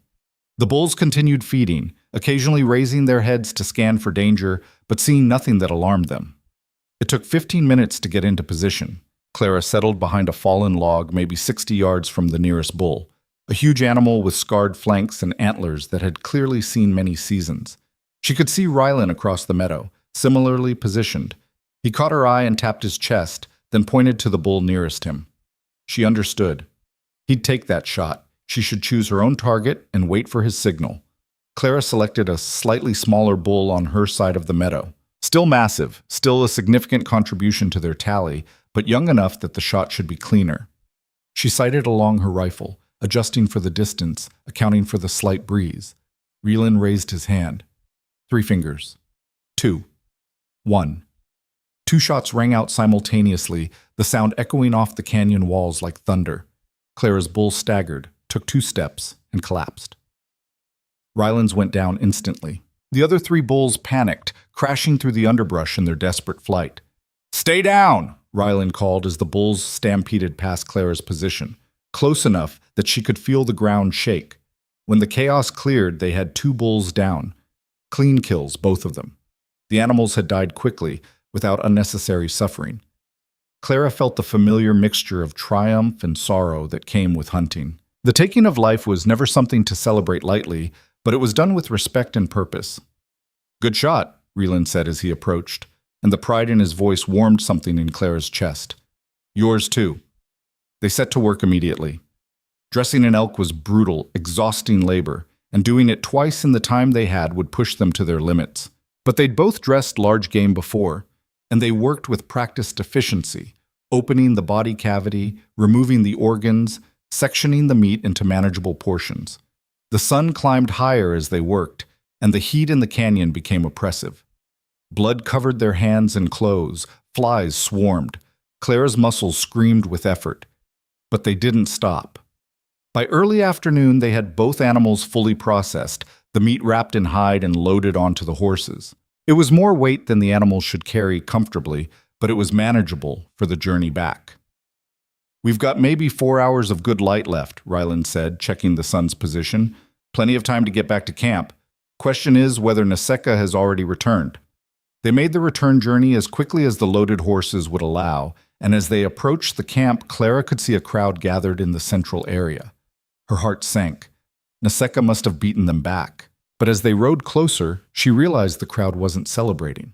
They were arguing. And in the center of the argument stood Naseka, his face flushed with rage, gesturing at 3 elk carcasses that had clearly been dressed hastily. Too hastily. Tabe was examining the meat, and even from a distance, Clara could see his disapproval. He spoke sharply to Naseka, who responded with increasing anger. "What's happening?" Clara asked quietly. Ryland was smiling, actually smiling. Naseka got greedy, took down 3 elk, but he rushed the dressing to get back before us. "Look at the carcasses. See how ragged the cuts are? How much meat he wasted. Tabe is telling him it's sloppy work, that a true hunter honors the animal by using every part." They rode into the camp and all eyes turned to them.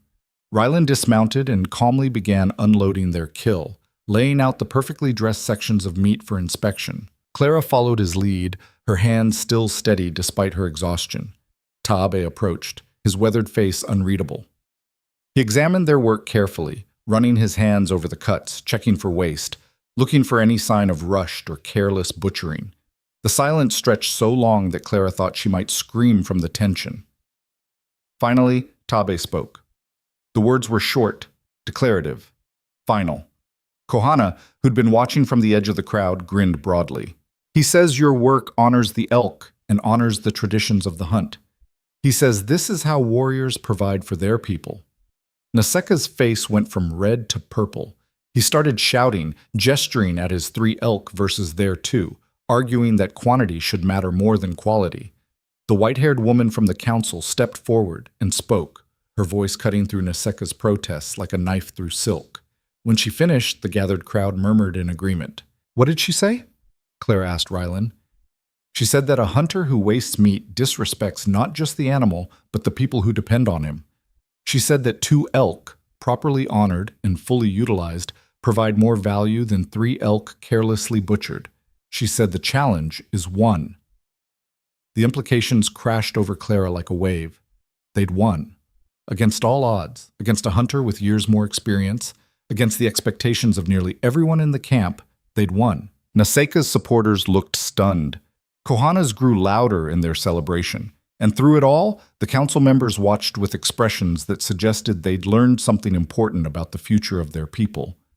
Tabe raised his hand for silence, and when he spoke, his voice carried across the entire camp. Ryland translated in a whisper. "He says that the challenge has proven what needed proving. That Clara Whitlock and the people she represents can be trusted to honor Kiowa ways, to work alongside Kiowa warriors with respect and skill. He says that when the council meets tomorrow at dawn, he will vote to send warriors to defend Red Hollow." Not all of them would vote the same way. That was clear from some faces in the crowd. But they had their foot in the door. They had their chance. That night, there was a feast. The meat from all 5 elk was prepared and shared throughout the camp. And for the first time since arriving, Clara and Ryland were treated not as unwelcome outsiders, but as guests. People approached them, spoke to them in halting English or through translation, asked questions about Red Hollow and the frontier beyond the canyons.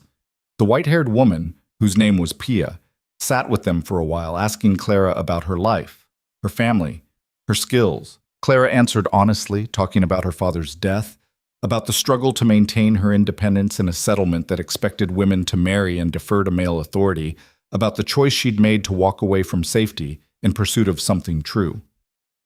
Pia listened carefully, then spoke through Kohana's translation. "She says you have the spirit of a warrior, not because you fight, but because you refuse to let fear or tradition dictate your path. She says this is rare in any people, white or Kiowa. As the feast wound down and people began returning to their lodges, Kohana pulled Rylan aside for a private conversation. Clara watched from a distance, trying to read their body language. Whatever they were discussing, it was serious. When Rylan returned, his expression was troubled. "What is it?" Clara asked. "Kohana says the council will vote tomorrow, but even if they agree to send warriors, it might not be enough. Naseka's supporters are talking about refusing to fight, about letting this be Kohana's failure. The camp is more divided than I realized. So what do? We make our case one more time. Tomorrow, before the vote. We tell them exactly what's at stake and why it matters, and then we trust that enough of them will see the truth." They returned to their lodge as the moon rose over the canyon walls, and Clara lay awake for hours, rehearsing arguments in her mind, trying to find the words that would convince a council of people who had every reason to distrust her kind. Dawn came cold and clear. The council gathered in the large lodge, and this time the entire camp crowded outside, pressing close to the hide walls to hear every word. This wasn't just about Red Hollow anymore. It was about the future direction of the Kiowa people, whether they would remain isolated or begin building alliances with the settlers who now shared their territory. Clara and Rylan were summoned inside, and they stood before the council once more. Taabe spoke first, acknowledging their success in the hunt, and opening the floor for final arguments. Rylan spoke at length, his voice passionate and clear. He talked about Tachakona's vision, about the changing frontier, about the choice between conflict and cooperation. Clara heard him invoke the memory of the man who'd saved his life, who'd seen beyond racial hatred to recognize shared humanity. Then it was Clara's turn.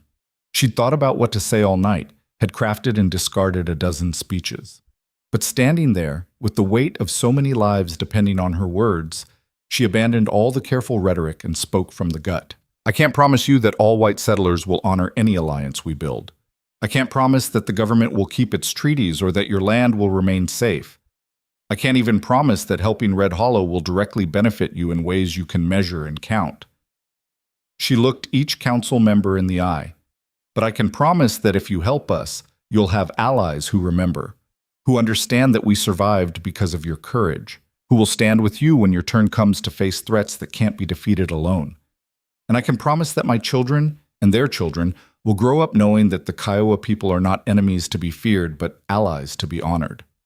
She paused, then added quietly, "My father used to say that the frontier would either kill us all or teach us to be something better than we were. I think he was right. This is our chance to choose which one it's going to be." Silence followed her words. Then the council members began to speak among themselves, a conversation that flowed back and forth with increasing intensity. Rylan and Clara were asked to wait outside. They stood in the bright morning sun, surrounded by hundreds of Kiowa people, all waiting for the same answer. Kohana stood nearby, his face tense. Even Naseka had stopped his protests, understanding that the moment was bigger than his personal grudge. The wait felt endless. Finally, Taabe emerged from the lodge. He looked tired, like the weight of the decision had aged him years and minutes. He spoke, and Kohana translated for the crowd. "The council has voted. By a margin of 4-1, they have agreed to send warriors to help defend Red Hollow." A cheer went up from Kohana's supporters, but Taabe raised his hand for silence. "But there are conditions. The alliance is for this single battle only. After Garrett Mason is defeated or driven off, the Kiowa warriors will return here. There will be no permanent settlement of warriors in Red Hollow, no ongoing military presence. And most importantly, Red Hollow must formally recognize Kiowa territory and agree not to expand east beyond the current boundaries." Clara felt relief flood through her, so intense it made her lightheaded. They'd done it. Against impossible odds, they'd actually done it. "How many warriors?" Rylan asked. Kohana answered directly. 20, led by me. We leave at dawn tomorrow." 20 warriors. Combined with Red Hollow's defenders, it might be enough. It had to be enough. The rest of that day was spent in preparation. The selected warriors gathered their weapons, their supplies, their horses. Clara and Rylan helped where they could, checking gear, discussing tactics, planning the journey back. Naseka kept his distance, but Clara could feel his hatred like a physical weight. He'd lost more than a hunting challenge. He'd lost his bid for leadership, at least for now.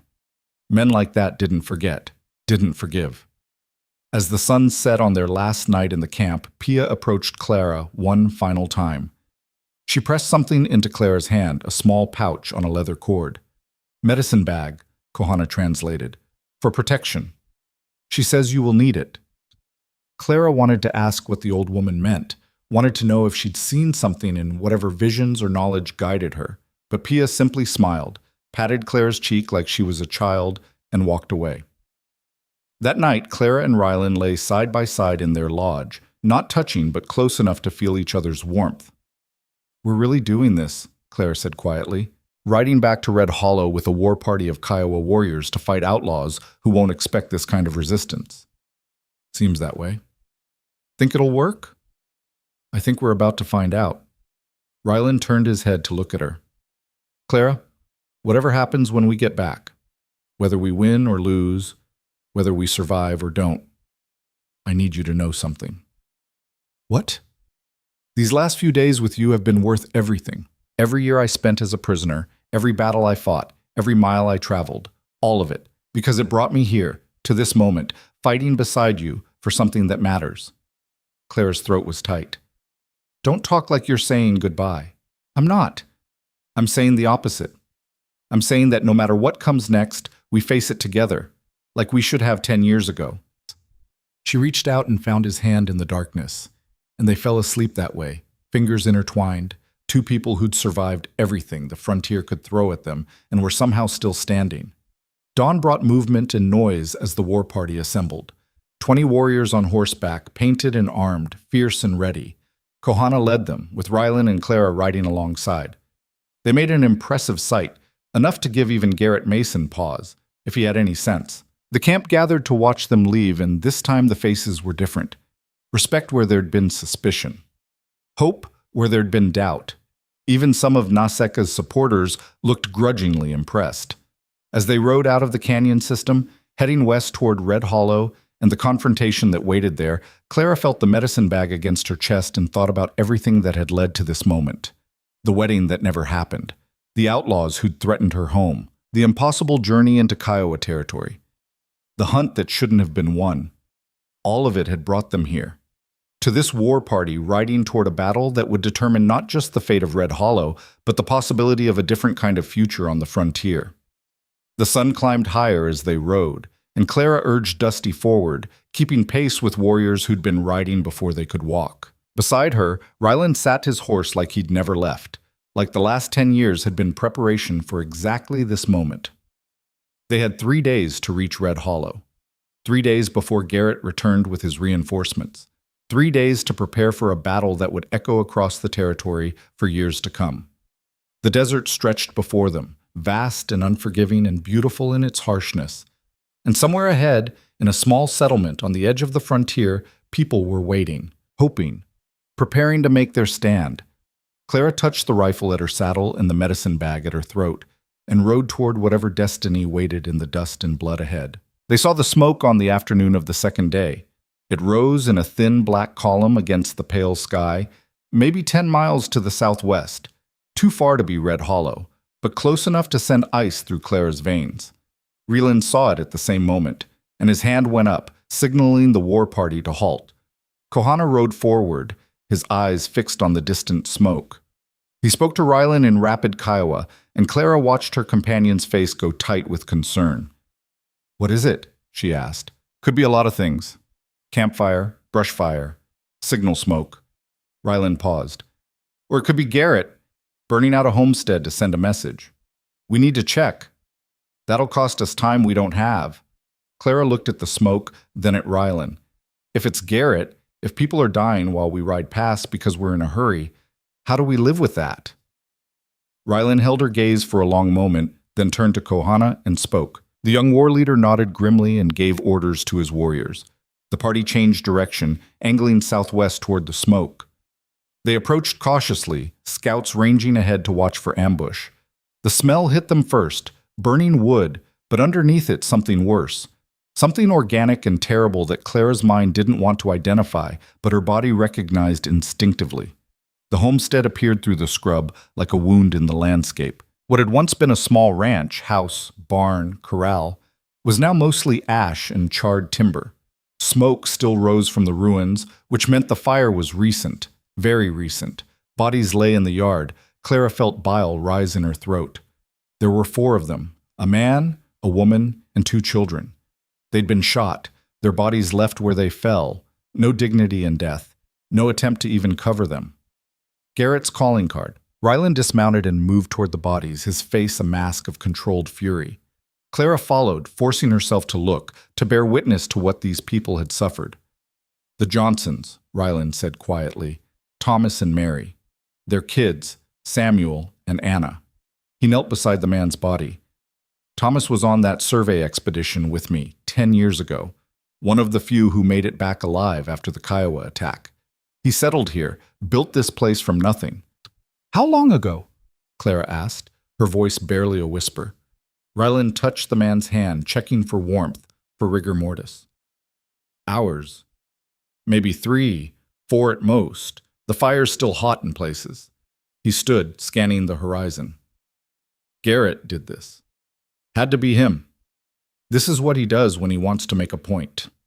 Kohana and several warriors had spread out, examining the scene with the careful attention of men who'd seen too much violence in their lives. One of them called out, pointing to tracks leading away from the homestead. Multiple horses, heading west.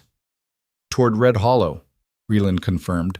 He's not even trying to hide his trail anymore. He wants us to know where he's going. How many? Clara asked.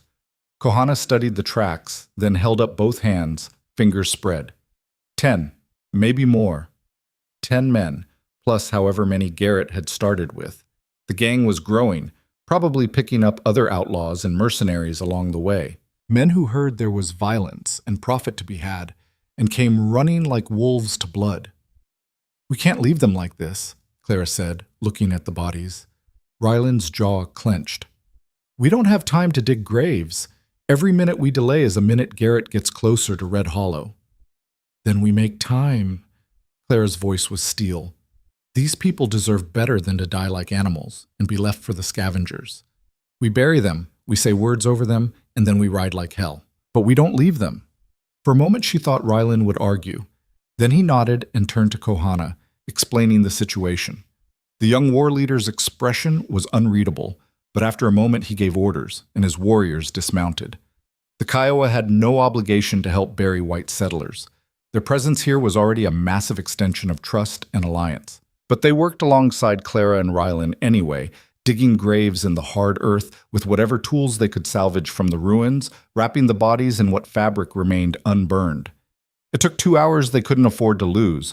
2 hours of backbreaking labor under the brutal sun, the smell of death and ash thick in their nostrils. When the graves were finally filled and marked with rough cairns of stone, they stood in a ragged circle around the burial site. Clara spoke because someone had to, because silence felt like another kind of violence. Thomas and Mary Johnson, Samuel and Anna. They came to the frontier looking for a better life. They worked hard, hurt nobody, tried to build something lasting in a place that doesn't promise permanence to anyone. They deserved more years, more chances, more everything. All we can give them now is the promise that their deaths won't be meaningless, that will stop the men who did this, that will make sure Red Hollow doesn't suffer the same fate. Simple words, inadequate words, but they were all she had. The Kiowa warriors stood silent and respectful, and Clara realized with a shock that they understood. Not the specific words maybe, but the sentiment. Grief was a language that transcended all others. They rode away from the Johnson homestead as the sun began its descent toward the horizon, and the mood of the war party had shifted. Before they'd been riding to honor an agreement, to fulfill a council's decision. Now there was something harder in their eyes, something personal. They'd seen what kind of men they were riding to fight. They'd seen the stakes. Ryland pushed them hard through the rest of the afternoon and into the twilight. They rode until the horses were stumbling with exhaustion, then made a cold camp in a ravine that offered some protection from view. No fires, no hot food, just water and dried meat, and a few hours of uneasy sleep before they'd ride again. Clara found herself sitting watch in the small hours before dawn, staring at stars that seemed impossibly distant and clean compared to the blood and ash they'd left behind. Ryland joined her, settling beside her on a flat rock. You did good today, he said quietly. With the Johnsons. Kohana's warriors respect you for it. Respect both of us. I couldn't just leave them. I know. That's why it mattered. He was quiet for a moment. Clara, when we get to Red Hollow, when the fighting starts, and it will start, there's no avoiding it now. I need you to promise me something. What? That you'll stay safe. Find cover, protect the civilians, but don't put yourself in the line of fire trying to be a hero. Clara turned to look at him. You mean like you're planning to do? That's different. How? Because I've been preparing for this kind of fight for 10 years. I know how to move, how to think, how to survive combat that most people can't imagine. You're brave and you're skilled, but you're not a warrior, not the kind we're going to need. His words stung, even though she knew they came from concern rather than condescension. So what am I supposed to do? Hide while everyone else fights for my home? I'm saying pick your battles. Use your skills where they matter most. You're one of the best shots in Red Hollow. That's valuable. But charging into close combat against men who kill for a living, that's suicide. He caught her hand. I didn't spend 10 years getting back to you just to watch you die in a gunfight you didn't need to be in. Clara wanted to argue, wanted to insist that she could hold her own, that she wasn't some fragile thing that needed protecting. But the memory of the Johnson children's bodies stopped her. This wasn't about pride. It was about survival. I'll be smart, she said finally. I'll use my head. But Rylan, I can't promise I'll stay completely out of danger. This is my town. These are my people. If there's something I can do to help, I'm doing it. Fair enough. He squeezed her hand. Just stay alive. That's all I'm asking. They sat in silence for a while, and Clara found herself thinking about the future. Assuming they survived, assuming they drove off Garrett and his gang, what then? Red Hollow would never be the same. The arrival of Kiowa warriors to defend the town would shatter every comfortable assumption the settlers held about who their allies and enemies were. Some would adapt, others would resist. It would be messy and complicated and probably painful, but it would also be real. A genuine alliance forged not in abstract principles, but in shared blood and common cause.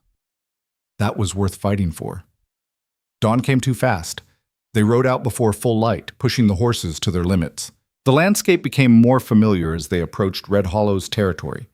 The specific formations of mesas, the dry riverbeds Clara had explored as a child, the scattering of abandoned homesteads from settlers who'd tried and failed to make a life here. They reached the ridge overlooking Red Hollow just after noon on the third day. The town was still standing. Clara felt a rush of relief so intense it made her dizzy. Buildings intact, people moving in the streets. Whatever Garrett had planned, he hadn't executed it yet. But the town was clearly preparing for war. Barricades had been erected at both ends of the main street. Men with rifles patrolled the rooftops. The church and the saloon had been fortified with sandbags and timber. Red Hollow looked like a settlement under siege, which Clara supposed it was. Kohana called a halt, and the war party dismounted on the ridge, staying out of sight while Rylan surveyed the situation through a spyglass he'd borrowed from one of the warriors. I see Grant, Rylan reported. He's organized the defenses well. Got people positioned in overlapping fields of fire, created fallback positions, even dug some trenches for cover. He adjusted the glass. There's Ethan, coordinating work on the north barricade. Tom Brennan at the smithy looks like he's making improvised weapons. The town's taking this seriously. Any sign of Garrett? Clara asked. Not yet, but that doesn't mean he's not close. Rylan collapsed the spyglass and turned to Kohana. They had a brief discussion in Kiowa, and Clara could see the war leader considering options. Finally, Kohana nodded and gave orders. Half the warriors would remain on the ridge, hidden, ready to respond if Garrett attacked, while Rylan and Clara were making their approach. The other half would accompany them into town, making the alliance visible and clear.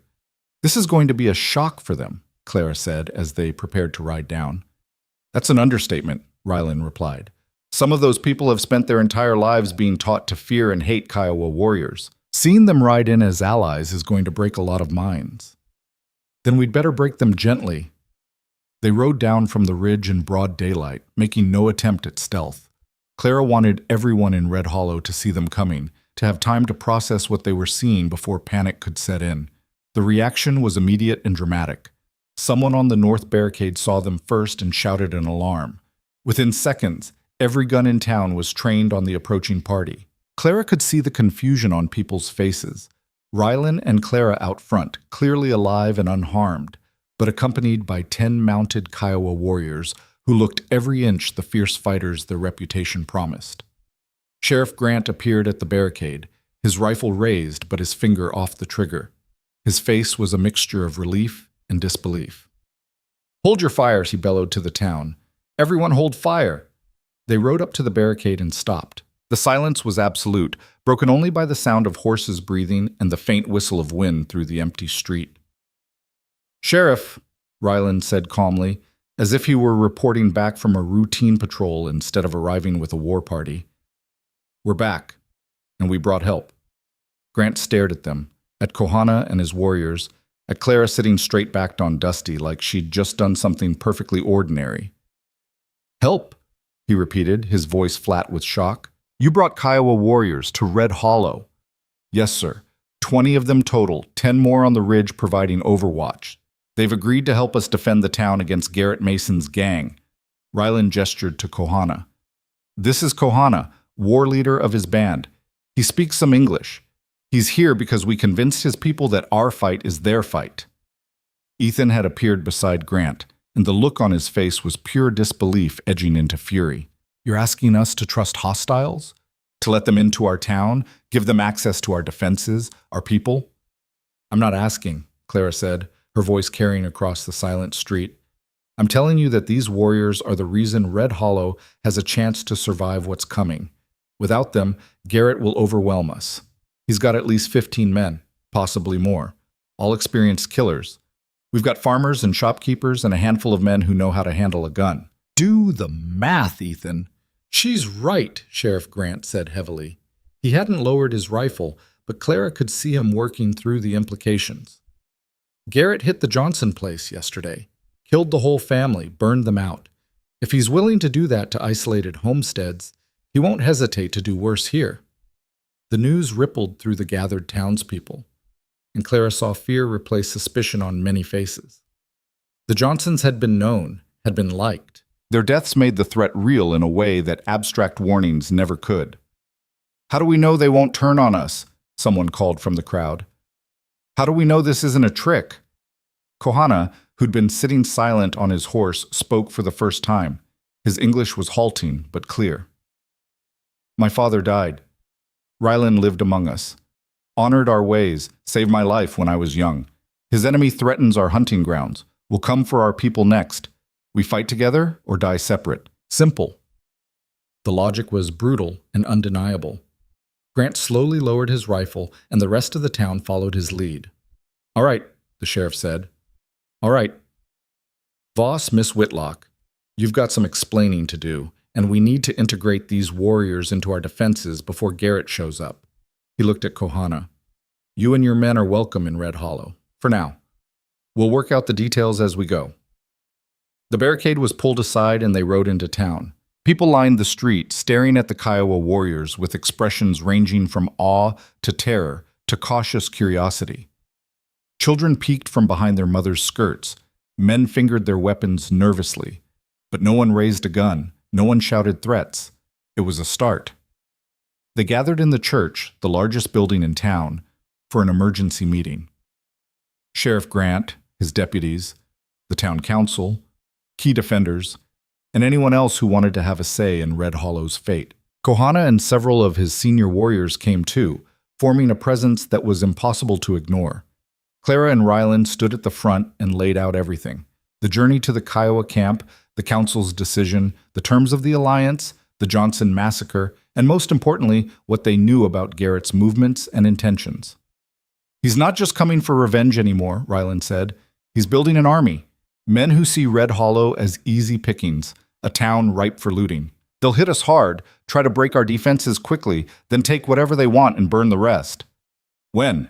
Grant asked. "Soon.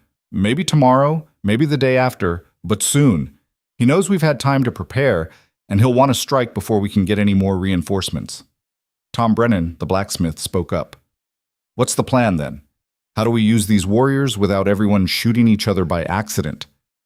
This was where Kohana stepped forward. Through a combination of his own English and Ryland's translation, he laid out a tactical approach that was both sophisticated and brutal.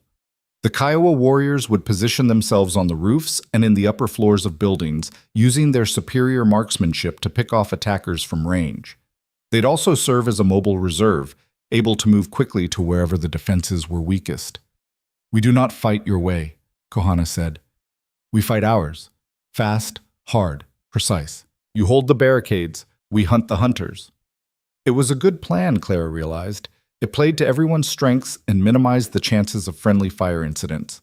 Grant and his men knew how to hold a defensive position. The Kiowa knew how to strike fast and disappear. "What about civilians?" someone asked. "Where do we put the women and children?" "The church," Grant said immediately. "It's got the best walls, the fewest windows. We fortify it, put guards on it, make it the final fallback position. Anyone who can't or won't fight goes there." Clara saw the assumption in that statement, that she'd be among the non-combatants. She opened her mouth to object, but Ryland caught her eye and gave a tiny shake of his head. "Not here, not now." They'd figure out her role later. The meeting continued for another hour, working through logistics, assigning positions, discussing ammunition supplies and food stores and what to do if Garrett brought artillery or tried to set fires. It was grim, detailed work, the kind of planning that acknowledged the very real possibility that some of the people in this room wouldn't survive what was coming. Finally, Grant called an end to it. "Get some rest while you can. Eat, check your weapons, say whatever you need to say to the people you love. Because tomorrow, or the day after, hell's coming to Red Hollow, and we're going to meet it standing." People filed out slowly, many casting uncertain glances at the Kiowa warriors. But Clara also saw something else, a kind of grudging respect. These weren't mindless savages from frontier horror stories. They were disciplined fighters who'd traveled days to help defend a town they had no inherent reason to care about. As the church emptied, Ethan approached. He'd been silent during the meeting, but now his eyes were fixed on Clara with an intensity that made her uncomfortable. "Can we talk?" he asked. "Alone?"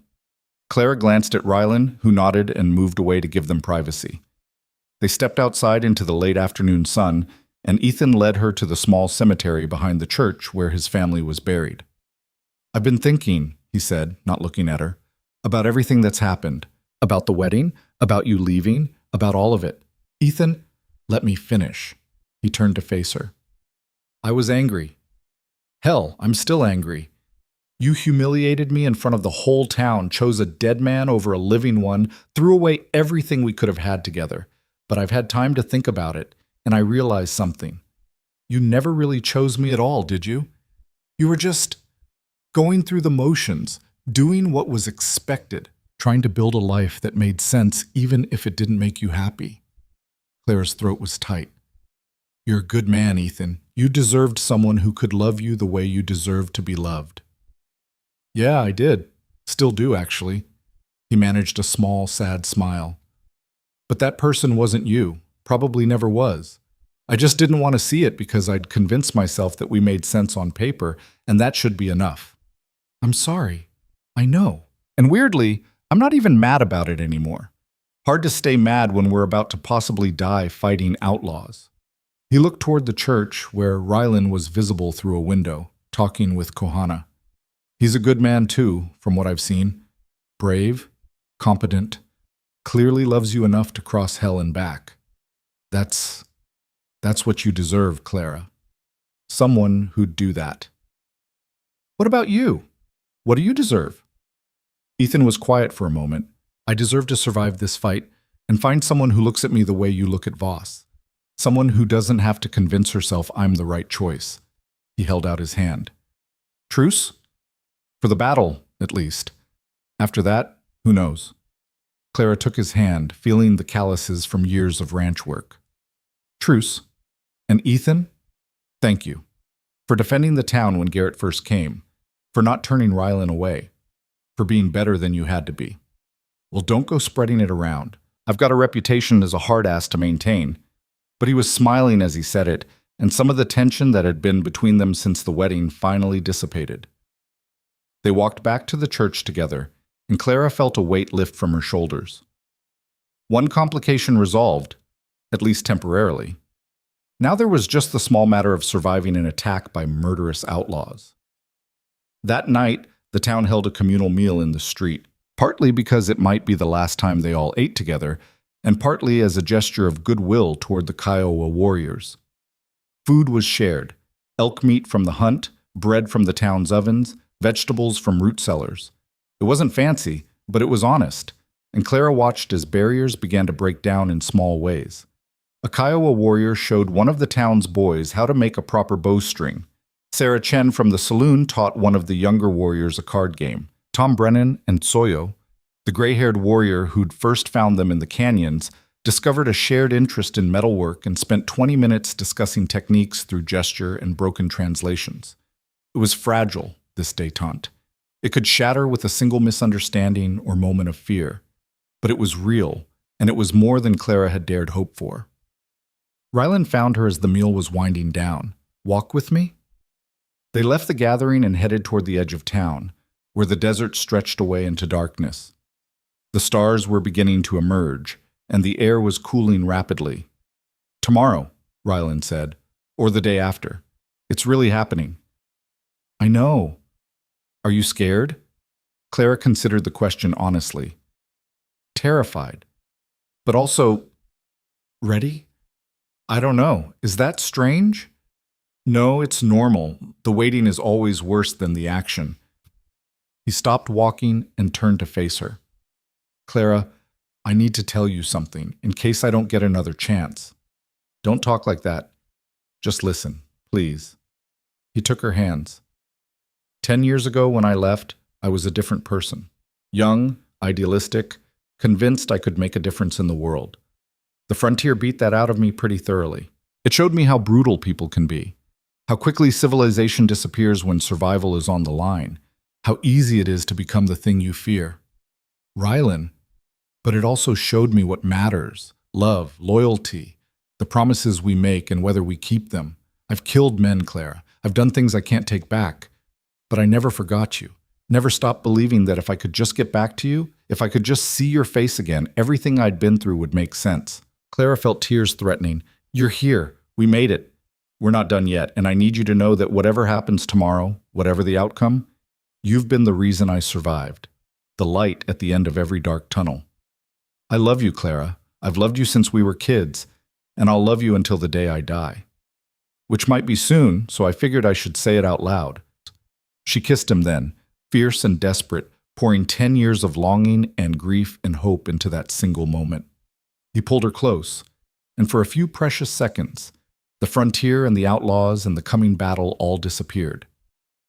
There was just this: two people who'd found each other against impossible odds, claiming a moment of peace before the storm. When they finally broke apart, Clara rested her forehead against his. "I love you too. Always have. And we're going to survive tomorrow, both of us. We didn't come this far to die now. Promise?" Promise. It was a promise she had no business making, given what they faced. But sometimes faith mattered more than probability. Sometimes you had to believe in impossible things just to keep moving forward. They walked back to town hand in hand, and Clara felt ready. For battle, for whatever came after, for the future they'd build from the ashes of the old one. The attack came at dawn. Clara woke to the sound of gunfire and Rylan already moving, grabbing weapons, shouting for her to get to cover. She rolled from their bedroll in the small room they'd taken at the boarding house and found her rifle, her ammunition, the knife at her belt. Outside, the street was chaos. Garrett's gang had come in hard and fast, hitting both barricades simultaneously with concentrated fire meant to overwhelm the defenders before they could properly respond. Clara could see muzzle flashes from at least a dozen different positions, hear the crack of bullets striking wood and stone. "The church!" Rylan shouted. "Get the civilians to the church!" But even as he said it, Clara saw flames licking up the side of the general store. Someone had thrown a torch, trying to create panic and confusion. It was working. People were running, screaming, some toward cover and some just away from the gunfire. Kohana's warriors were already in motion, moving across the rooftops like ghosts, their rifles speaking in sharp, precise reports. Every shot counted with them. No wasted ammunition, no panic fire, just cold efficiency. Clara ran for the north barricade, where the fighting sounded heaviest. She could hear Sheriff Grant's voice bellowing orders, could see Ethan and Tom Brennan returning fire from behind the makeshift fortifications. A bullet whined past her head, so close she felt the air displacement. She dove behind a water trough and brought her rifle up, searching for targets. There, a man in a brown duster using the corner of the stable for cover. She aimed, exhaled, squeezed the trigger. The man went down. No time to think about what she'd just done. No time for remorse or horror. Survival was a cold equation, and she was solving it one shot at a time. The battle raged through the morning, brutal and chaotic. Garrett's men were good, disciplined, well-armed, clearly experienced in this kind of assault. But they'd underestimated Red Hollow's defenses, hadn't expected the Kiowa warriors, hadn't anticipated the level of resistance they'd face. Clara lost track of time. There was only the next shot, the next target, the next moment of staying alive. Around her, people fought and bled and died. She saw one of Grant's deputies take a bullet to the chest and go down hard. Saw Tom Brennan's hammer crush a man's skull when he tried to climb the barricade. Saw Kohana drop 3 attackers in as many seconds with shots that seemed impossible. Then, through the smoke and noise, Clara saw him. Garrett Mason, unmistakable with his red beard and massive frame, directing his men from a position near the burned-out Johnson wagon at the south end of town. He was shouting orders, coordinating the attack, and his eyes were scanning the battlefield with the focus of a predator. Those eyes found Rylan. Clara watched as Garrett's expression changed from tactical concentration to personal fury. He raised his rifle, aimed, and fired in one smooth motion. "Rylan!" Clara screamed, but her voice was lost in the chaos. She saw Rylan stumble, saw blood bloom on his left shoulder, saw him go down behind the barricade. And then she saw Garrett smile, that vicious expression of a man who'd just landed a blow against his most hated enemy. Something cold and terrible settled in Clara's chest. She brought her rifle up, sighted on Garrett's center mass, and fired. The shot went wide. Garrett moved at the last second, and the bullet struck the wagon behind him instead. But it got his attention. His eyes found her, recognition dawning, and she saw him reassess the battlefield. He shouted something to his men, gestured toward Clara's position, and suddenly she was the focus of a concentrated assault. Bullets tore through the water trough, forcing her to abandon her position. She ran, staying low, making for the alley between the saloon and the smithy. Behind her, she could hear Garrett's men advancing, their voices calling to each other as they coordinated their hunt. She'd made herself a target, deliberately drawn fire away from Rylan and the main defenses. It had seemed like a good idea in the moment, but now, trapped in a narrow alley, with at least 3 armed men closing in, Clara was starting to question her tactical judgment. A shadow appeared at the alley entrance. Clara raised her rifle, but before she could fire, the man collapsed with an arrow through his throat. Tsoyo appeared on the roof above her, his bow already knocked with another arrow, his weathered face calm and focused. He said something in Kiowa that Clara didn't understand, but the message was clear. Move. She ran deeper into the alley, emerged on the far side near the church, and found herself face to face with Sheriff Grant. "Where's Voss?" he demanded. "Shot. North barricade. I don't know how bad." Grant's jaw tightened. "Get inside the church. We're falling back to secondary positions. I can still fight. That's an order, Clara. Inside. Now." She wanted to argue, but the look in Grant's eyes stopped her. He'd lost men. He was trying to save the rest. She nodded and ran for the church doors, which were being held open by Reverend Michaels. Inside was controlled chaos. Wounded men being tended by the women with medical knowledge. Children huddled in corners, crying or trying to be brave. Ammunition being distributed to defenders who were positioned at the windows. The church had become exactly what Grant planned, the final redoubt. Clara found Rylan against the far wall, his shoulder being bandaged by Mrs. Chen. The wound was bleeding heavily, but he was conscious, alert, trying to stand despite the pain. "Stay down, you fool!" Mrs. Chen snapped. "You've lost enough blood already." "Can't," Rylan gasped.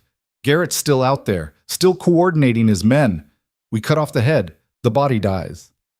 He was right, Clara realized. Garrett was the key. His gang was loyal to him, followed his orders, believed in his leadership. Remove him from the equation, and the whole attack might collapse. She moved to the window, looking out at the street. The fighting had shifted, with Grant's forces falling back to create a tighter defensive perimeter around the church. Garrett's men were advancing, but cautiously now, having learned the cost of carelessness. And in the center of it all, directing everything, was Garrett himself. He'd moved to a more exposed position, too confident, too convinced of his victory.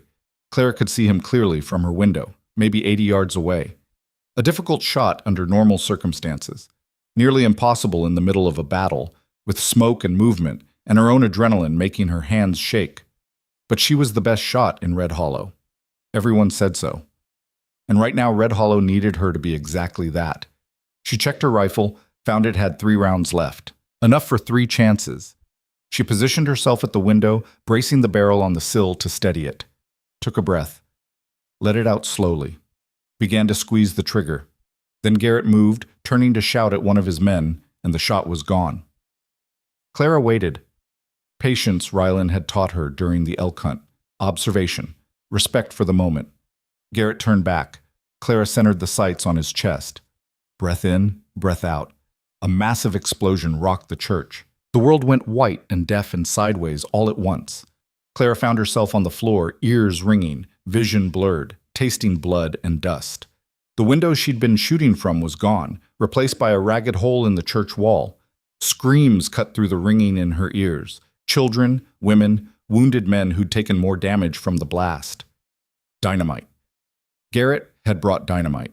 She forced herself to her feet, groping for her rifle. Found it, checked the barrel, bent slightly but probably still functional. Around her the church was in chaos. Part of the roof had collapsed, timbers hanging at dangerous angles. Reverend Michaels was pulling children away from the damaged section, his face covered in dust and blood from a cut above his eye.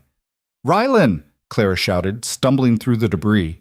He was on his feet somehow, his wounded shoulder forgotten in the rush of survival instinct. He grabbed her arm, steadied her. "You hit?" "No, you?" Still breathing? He looked at the gaping hole in the wall. "They'll come through that. We need to fall back to the rear of the church, create a choke point." Sheriff Grant was already bellowing orders, organizing the able-bodied defenders into a new line. The Kiowa warriors who'd been fighting from the rooftops were dropping down through the damaged ceiling, taking positions among the pews, turning the church interior into a deadly funnel. Through the hole in the wall, Clara could see Garrett's men advancing. They'd been waiting for the explosion, had positioned themselves to rush the church the moment the defenses were breached. Smart, ruthless, exactly what she should have expected from a man who'd burned the Johnson family alive. The first attacker through the hole died before he'd taken 3 steps, cut down by crossfire from multiple defenders. The second made it 4 steps. The third actually got a shot off before Kohana put an arrow through his eye with impossible precision, but they kept coming. Garrett was pushing his men hard, spending their lives like cheap currency to overwhelm Red Hollow's defenders through sheer attrition, and it was working. Clara could see Grant's forces thinning, could see exhaustion and desperation replacing discipline. "We can't hold," one of the deputies shouted. "There's too many." "We hold or we die," Grant roared back. "There's nowhere left to run." He was right. This was the last stand. If the church fell, Red Hollow fell. Everyone inside would be killed or worse.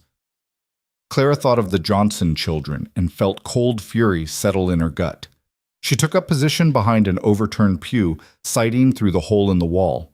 Every shot had to count now. Ammunition was running low across the board. She could see people checking their weapons, their faces going pale when they realized how few rounds they had left. Then, through the smoke and chaos, she saw him again. Garrett, standing back from the main assault, directing his men forward while keeping himself safe. The coward's position. The general who spent lives but never risked his own. Clara raised her rifle, but the angle was wrong. Too many of his own men in the way. Too much movement. Too much smoke. She needed a clear shot, needed him exposed for just a few seconds. "Rylan," she said quietly, "I need you to trust me." He was beside her in an instant, reloading his pistol with hands that were slick with his own blood. "What are you thinking?" "I'm thinking Garrett's too smart to expose himself unless he thinks he's winning. Unless he thinks we're broken. We are broken, Clara. Look around. Then we make him believe we're more broken than we are. Make him think the church is about to fall. Make him come close enough for a killing shot. Ryland stared at her, understanding dawning. That's insane. You have a better idea? He didn't. Neither did she, really, but desperation made people creative. She turned to Sheriff Grant, who was 3 pews over, and shouted to be heard over the gunfire. Grant, we need to fake a collapse. Make them think we're breaking. The sheriff looked at her like she'd lost her mind, but only for a moment. Then she saw him thinking it through, saw him recognize the terrible logic of it. He nodded and started shouting new orders. Fall back. Everyone fall back to the altar. Move! Move! The defenders pulled away from the hole in the wall, retreating deeper into the church. To Garrett's men, it would look like panic, like the final breakdown of organized resistance. Clara prayed they'd take the bait. They did. The attackers surged forward with renewed energy, pouring through the breach, spreading out to secure the front half of the church. And behind them, carefully, Garrett himself approached. Claire could see him through the gap between pews, his massive frame silhouetted against the morning light, his rifle held ready. He was 50 yards away. Too far for a pistol, but well within rifle range if she could get a clear line of sight. 40 yards. He was giving orders, gesturing for his men to press forward, to finish this. 30 yards. Clara shifted position slightly, trying to find an angle that didn't put civilians in her line of fire. 20 yards. Garrett paused, scanning the interior of the church, and for just a moment his eyes met Clara's.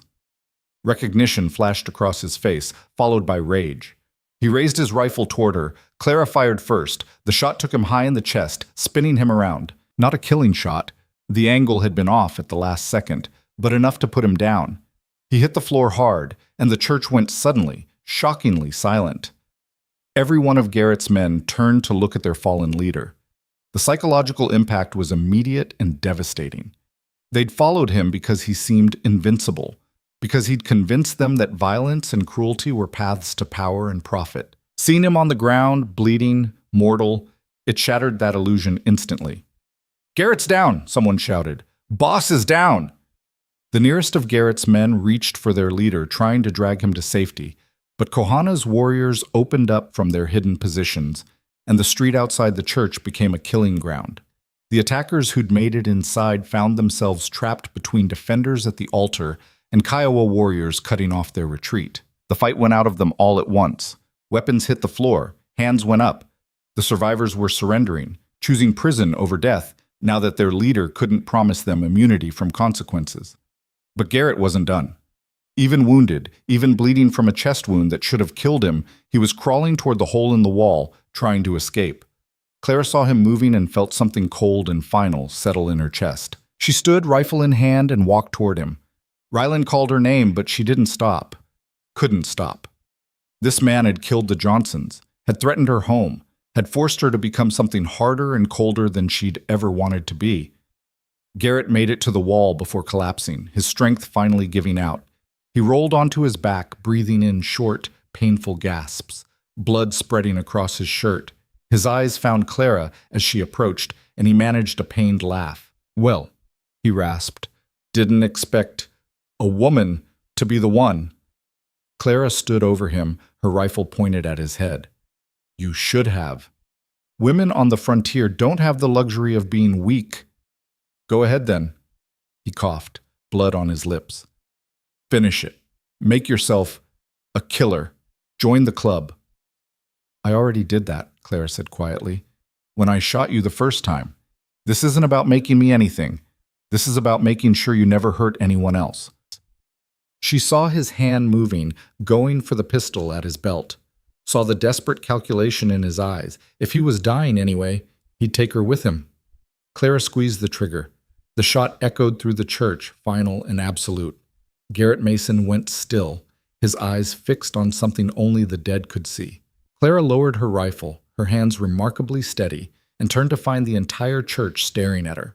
Some faces showed shock, others approval, others just exhaustion. Ryland pushed through the crowd and reached her side, his good hand finding hers. "It's over," he said quietly. "You did what you had to do." The surviving members of Garrett's gang were being rounded up by Grant's deputies and several Kiowa warriors.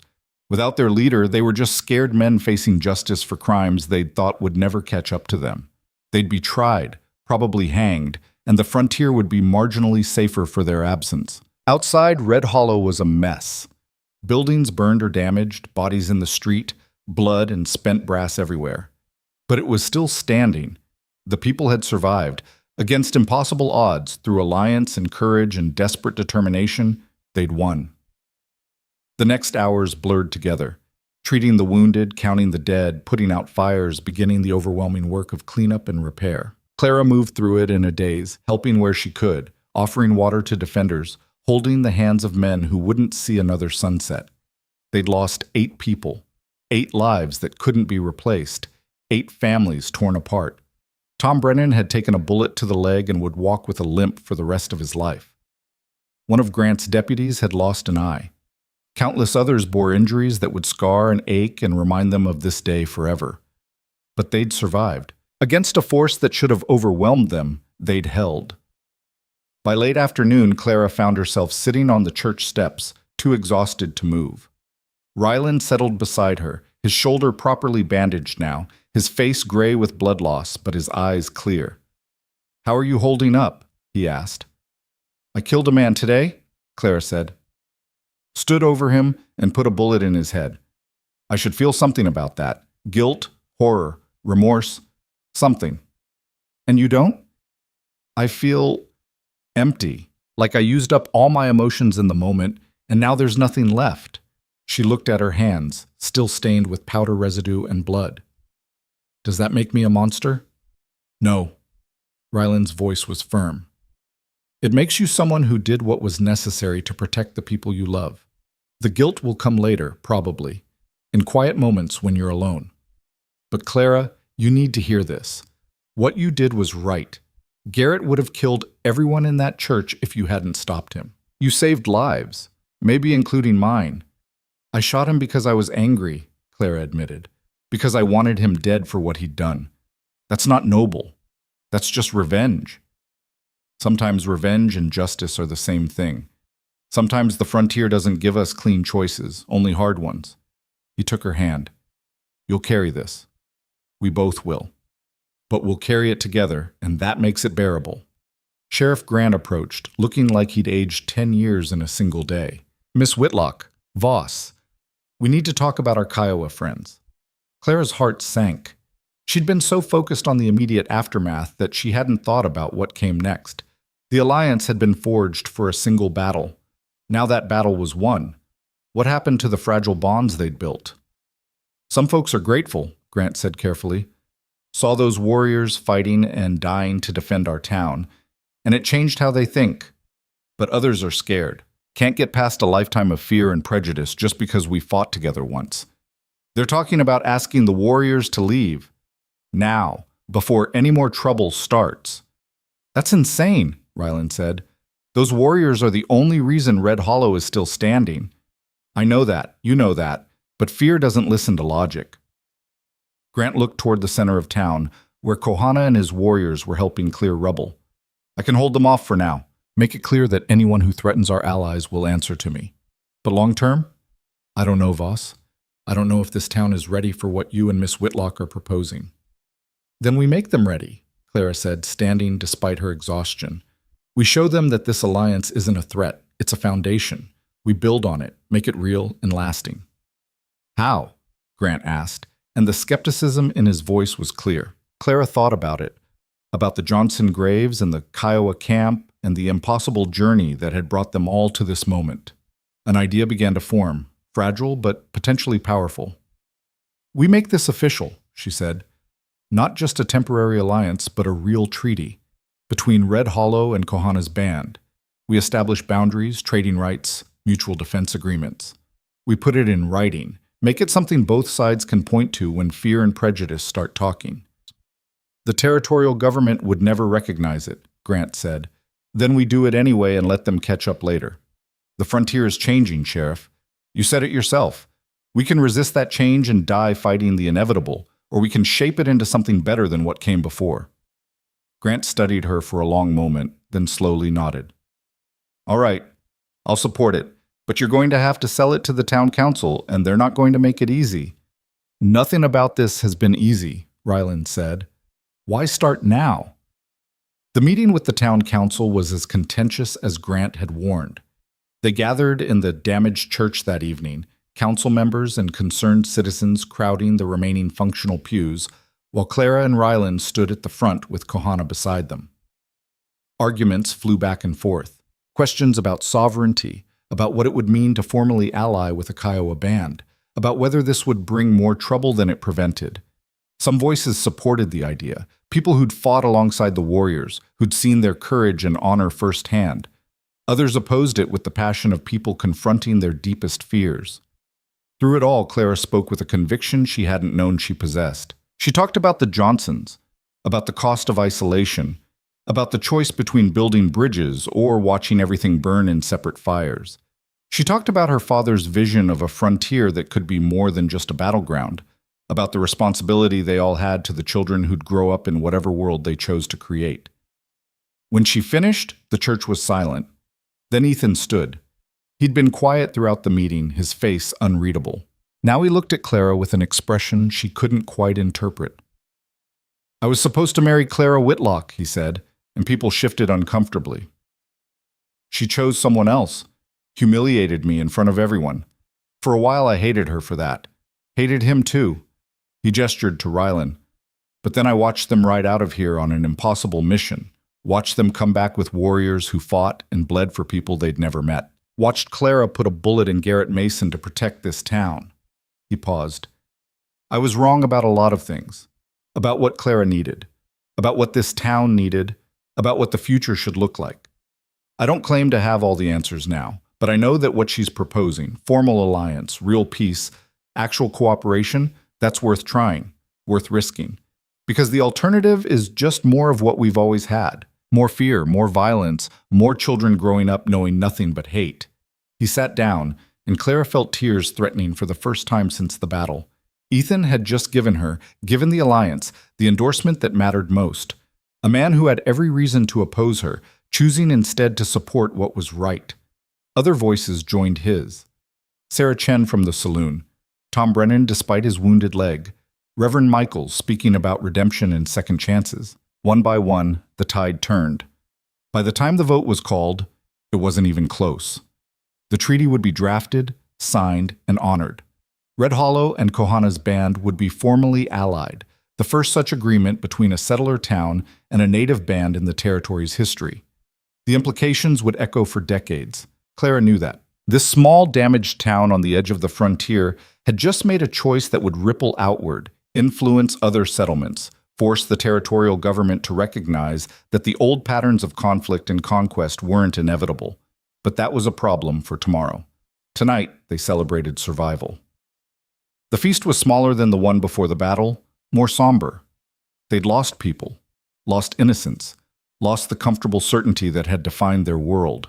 But they'd gained something too, proof that different peoples could stand together, that courage transcended race and culture, that the frontier could be something other than a graveyard for dreams. Clara sat with Rylan under the stars, watching Kiowa warriors and Red Hollow settlers share food and stories with the halting communication of people learning each other's languages. It was messy and imperfect and occasionally awkward. It was also beautiful. "What now?" Rylan asked quietly. "What do you mean?" "For us. We fought the battle, forged the alliance, saved the town. What comes next for Clara Whitlock and Rylan Voss?" Clara thought about it. About the wedding that never happened, about the life she'd almost settled for, about the impossible journey that had brought them to this moment. "I think," she said slowly, "we build something. Not the life we planned 10 years ago, that's gone, and trying to resurrect it would be foolish. But something new, something that honors everything we've been through." "Like what?" "Like a ranch between Red Hollow and the Kiowa winter camp. A place where both peoples can meet, trade, learn from each other. A bridge made real." She looked at him. "You know both worlds. You can translate, mediate, help people understand each other. And I can shoot straight and refuse to let anyone tell me what's impossible." Rylan laughed, the sound rich and warm. "A ranch, on land that technically belongs to the Kiowa. A ranch with permission, with blessing. A ranch that proves the treaty is real. She turned to face him fully. Rylan, I'm not asking you to give up your wandering or to pretend the last 10 years didn't change you. I'm asking if you want to build a future that acknowledges the past, but isn't defined by it. He was quiet for a long moment, and Clara held her breath, suddenly terrified that she'd misread everything, that he'd spent so long surviving that he'd forgotten how to do anything else. Then he smiled, and it was the smile she remembered from 10 years ago, before the frontier had carved away everything soft. A ranch, he said, with you, building something that matters. Yeah, I want that. They kissed under the desert stars, and this time it wasn't desperate or rushed. It was a promise, a beginning, a declaration that they'd survived the worst the frontier could throw at them, and chosen each other anyway. The next morning, Kohana and his warriors prepared to return to their winter camp. They'd stayed an extra day to help with repairs and to witness the treaty signing, but their own people needed them, and the alliance didn't require constant physical presence to remain valid. Clara found Kohana checking his horse's tack and approached with the formal speech she'd been composing all morning. But when she opened her mouth, the words that came out were simpler. Thank you for everything. For believing in this when you had no reason to. For fighting for people you didn't know. For being willing to imagine a different future. Kohana smiled slightly. My father believed that strength comes from unexpected places, that the measure of a leader is not how well they maintain tradition, but how well they adapt to change while honoring what matters. He glanced toward where his warriors were mounting up. This alliance, it is what he would have wanted, a way forward that doesn't require forgetting the past. Will you face opposition when you return? Naseka and his supporters will not be pleased, but they are fewer now, and the council has spoken. We will manage. He extended his hand in the white man's custom, and Clara shook it firmly. Build your ranch, Clara Whitlock. Make it a place where both peoples can meet without fear, and when you are ready, send word. My people will help. The Kiowa warriors rode out in a column, and the town gathered to watch them go. This time, there was no fear, no hostility. People waved. Children ran alongside the horses for a few yards before their mothers called them back. It was a small gesture, but it mattered. As the riders disappeared into the desert, Sheriff Grant approached Clara and Rylan. So, a ranch, you're serious about that? Completely, Clara said. You know it'll be hard. Harder than anything you've faced so far. Both sides will test you, doubt you, try to use your position for their own advantage. You'll be negotiating disputes, mediating conflicts, standing between two worlds that don't always want to understand each other. I know. Grant studied them both, then nodded slowly. Then I expect you'll manage. You've done impossible things before. What's one more? He reached into his coat and pulled out a folded paper. This is a land grant, 160 acres, east of town, right on the boundary we agreed to with Kohana's band. Technically, it's still territorial land, but I'm the law here, and I say it's yours. Build your ranch, make your bridge, prove that this crazy alliance can actually work. Clara took the paper with trembling hands. It was real. The future they'd imagined, the dream they'd barely dared to voice. It was actually happening. Over the following weeks, Red Hollow rebuilt. The church roof was repaired.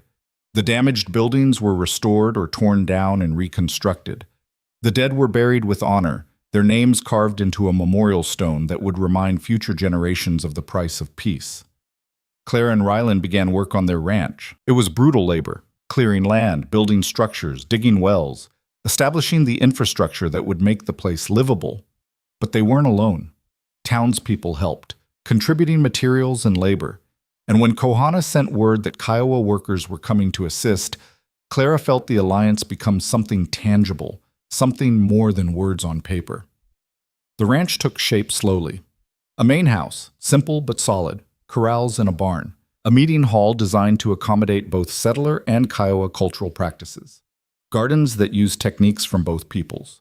It was a hybrid space, belonging fully to neither culture, but welcoming to both.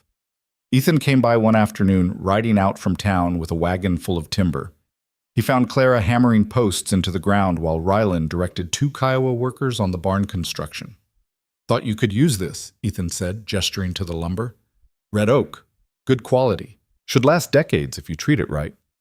Clara set down her hammer and approached the wagon. Ethan, This is too much. We can't afford. It's a gift. He looked uncomfortable, like generosity didn't come naturally to him. Call it a wedding present. Late, wrong wedding, but the thought's the same. We're not married yet. You will be, though. Soon, I'm guessing. And when you are, I want to be there. Want to give you my blessing officially. He met her eyes. You were right, Clara. About everything. This place, this alliance. It's the future. And I want to be part of building it, even if I'm not part of your life the way I once hoped. You'll always be part of my life, Ethan. You're part of this town, and this town is part of what we're building here. He nodded, satisfied, and helped them unload the lumber before heading back to Red Hollow. Clara watched him go and felt another piece of the past settle into place. Not forgotten, not erased, but transformed into something that could coexist with the future. The wedding happened on a cool October evening, 3 months after the battle. They held it at the ranch under an open sky, with half the population of Red Hollow in attendance alongside 24 Kiowa, including Kohana and even old Pia, who'd made the journey specifically for the occasion. Reverend Michaels officiated, reading from his Bible but also incorporating Kiowa blessing traditions that Kohana had taught him. It was unorthodox and probably wouldn't be recognized by the territorial authorities, but Clara didn't care. This wedding was for them, for their community, for the future they were choosing to build together. She wore a simple dress, nothing like the elaborate gown from the wedding that never happened. Rylan wore clean clothes and a vest decorated with Kiowa beadwork, a gift from Tsoyo, who'd become something like a mentor to him. They spoke their vows in English and in halting Kiowa, promising loyalty and love and partnership in the uncertain work ahead. When they kissed, the crowd cheered, settlers and Kiowa together, their voices mingling in celebration of something that shouldn't have been possible, but was. The party that followed went late into the night, with food from both cultures, music that blended frontier fiddles with Kiowa drums, and children running wild through the ranch grounds without fear or separation. It was messy and chaotic and absolutely perfect. Clara stood with Rylan on the porch of their new home as the party wound down, watching the stars emerge one by one. "Think we can actually do this?" she asked. "Make this place everything we're hoping it can be?" "I think we don't have a choice," Rylan replied. "We've committed ourselves. Publicly, irrevocably. Now we either succeed or we fail so spectacularly that we become a cautionary tale." "That's comforting."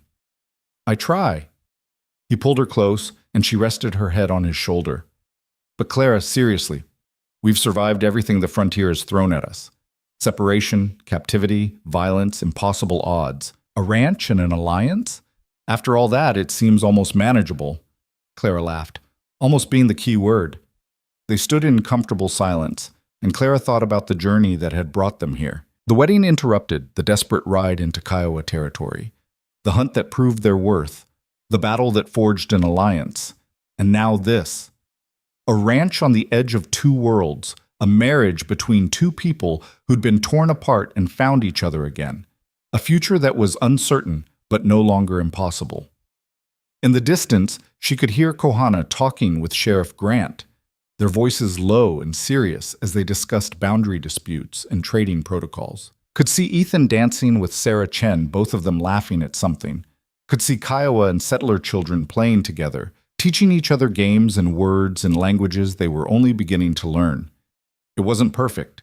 There would be setbacks, conflicts, moments when fear and prejudice threatened to undo everything they'd built. The territorial government would eventually notice what Red Hollow was doing and probably try to stop it. Other settlements might see the alliance as a threat rather than a model. The work would never truly be finished. But it was real. It was happening. And Clara Whitlock, no, Clara Voss now, was at the center of it, helping to build a future where her children and Kohana's children and all the children of the frontier could grow up in a world slightly less brutal, slightly more hopeful than the one she'd inherited. "I love you," Rylan said quietly, and the words carried the weight of 10 years and 1,000 miles, and everything they'd survived to get to this moment. "I love you too," Claire replied, "now and always." Above them, the stars wheeled in their eternal dance, indifferent to human struggles, but bearing witness nonetheless. The desert night was cool and clear, full of promise and danger in equal measure. And on the edge of the frontier, In a small ranch that represented something larger than itself, two people who'd refused to let the world break them stood together, ready to face whatever came next. The future was uncertain. It always had been, always would be. But for the first time in 10 years, Clara wasn't afraid of it. She had Rylan beside her, an alliance at her back, and a purpose that transcended survival. That was enough. More than enough. It was everything.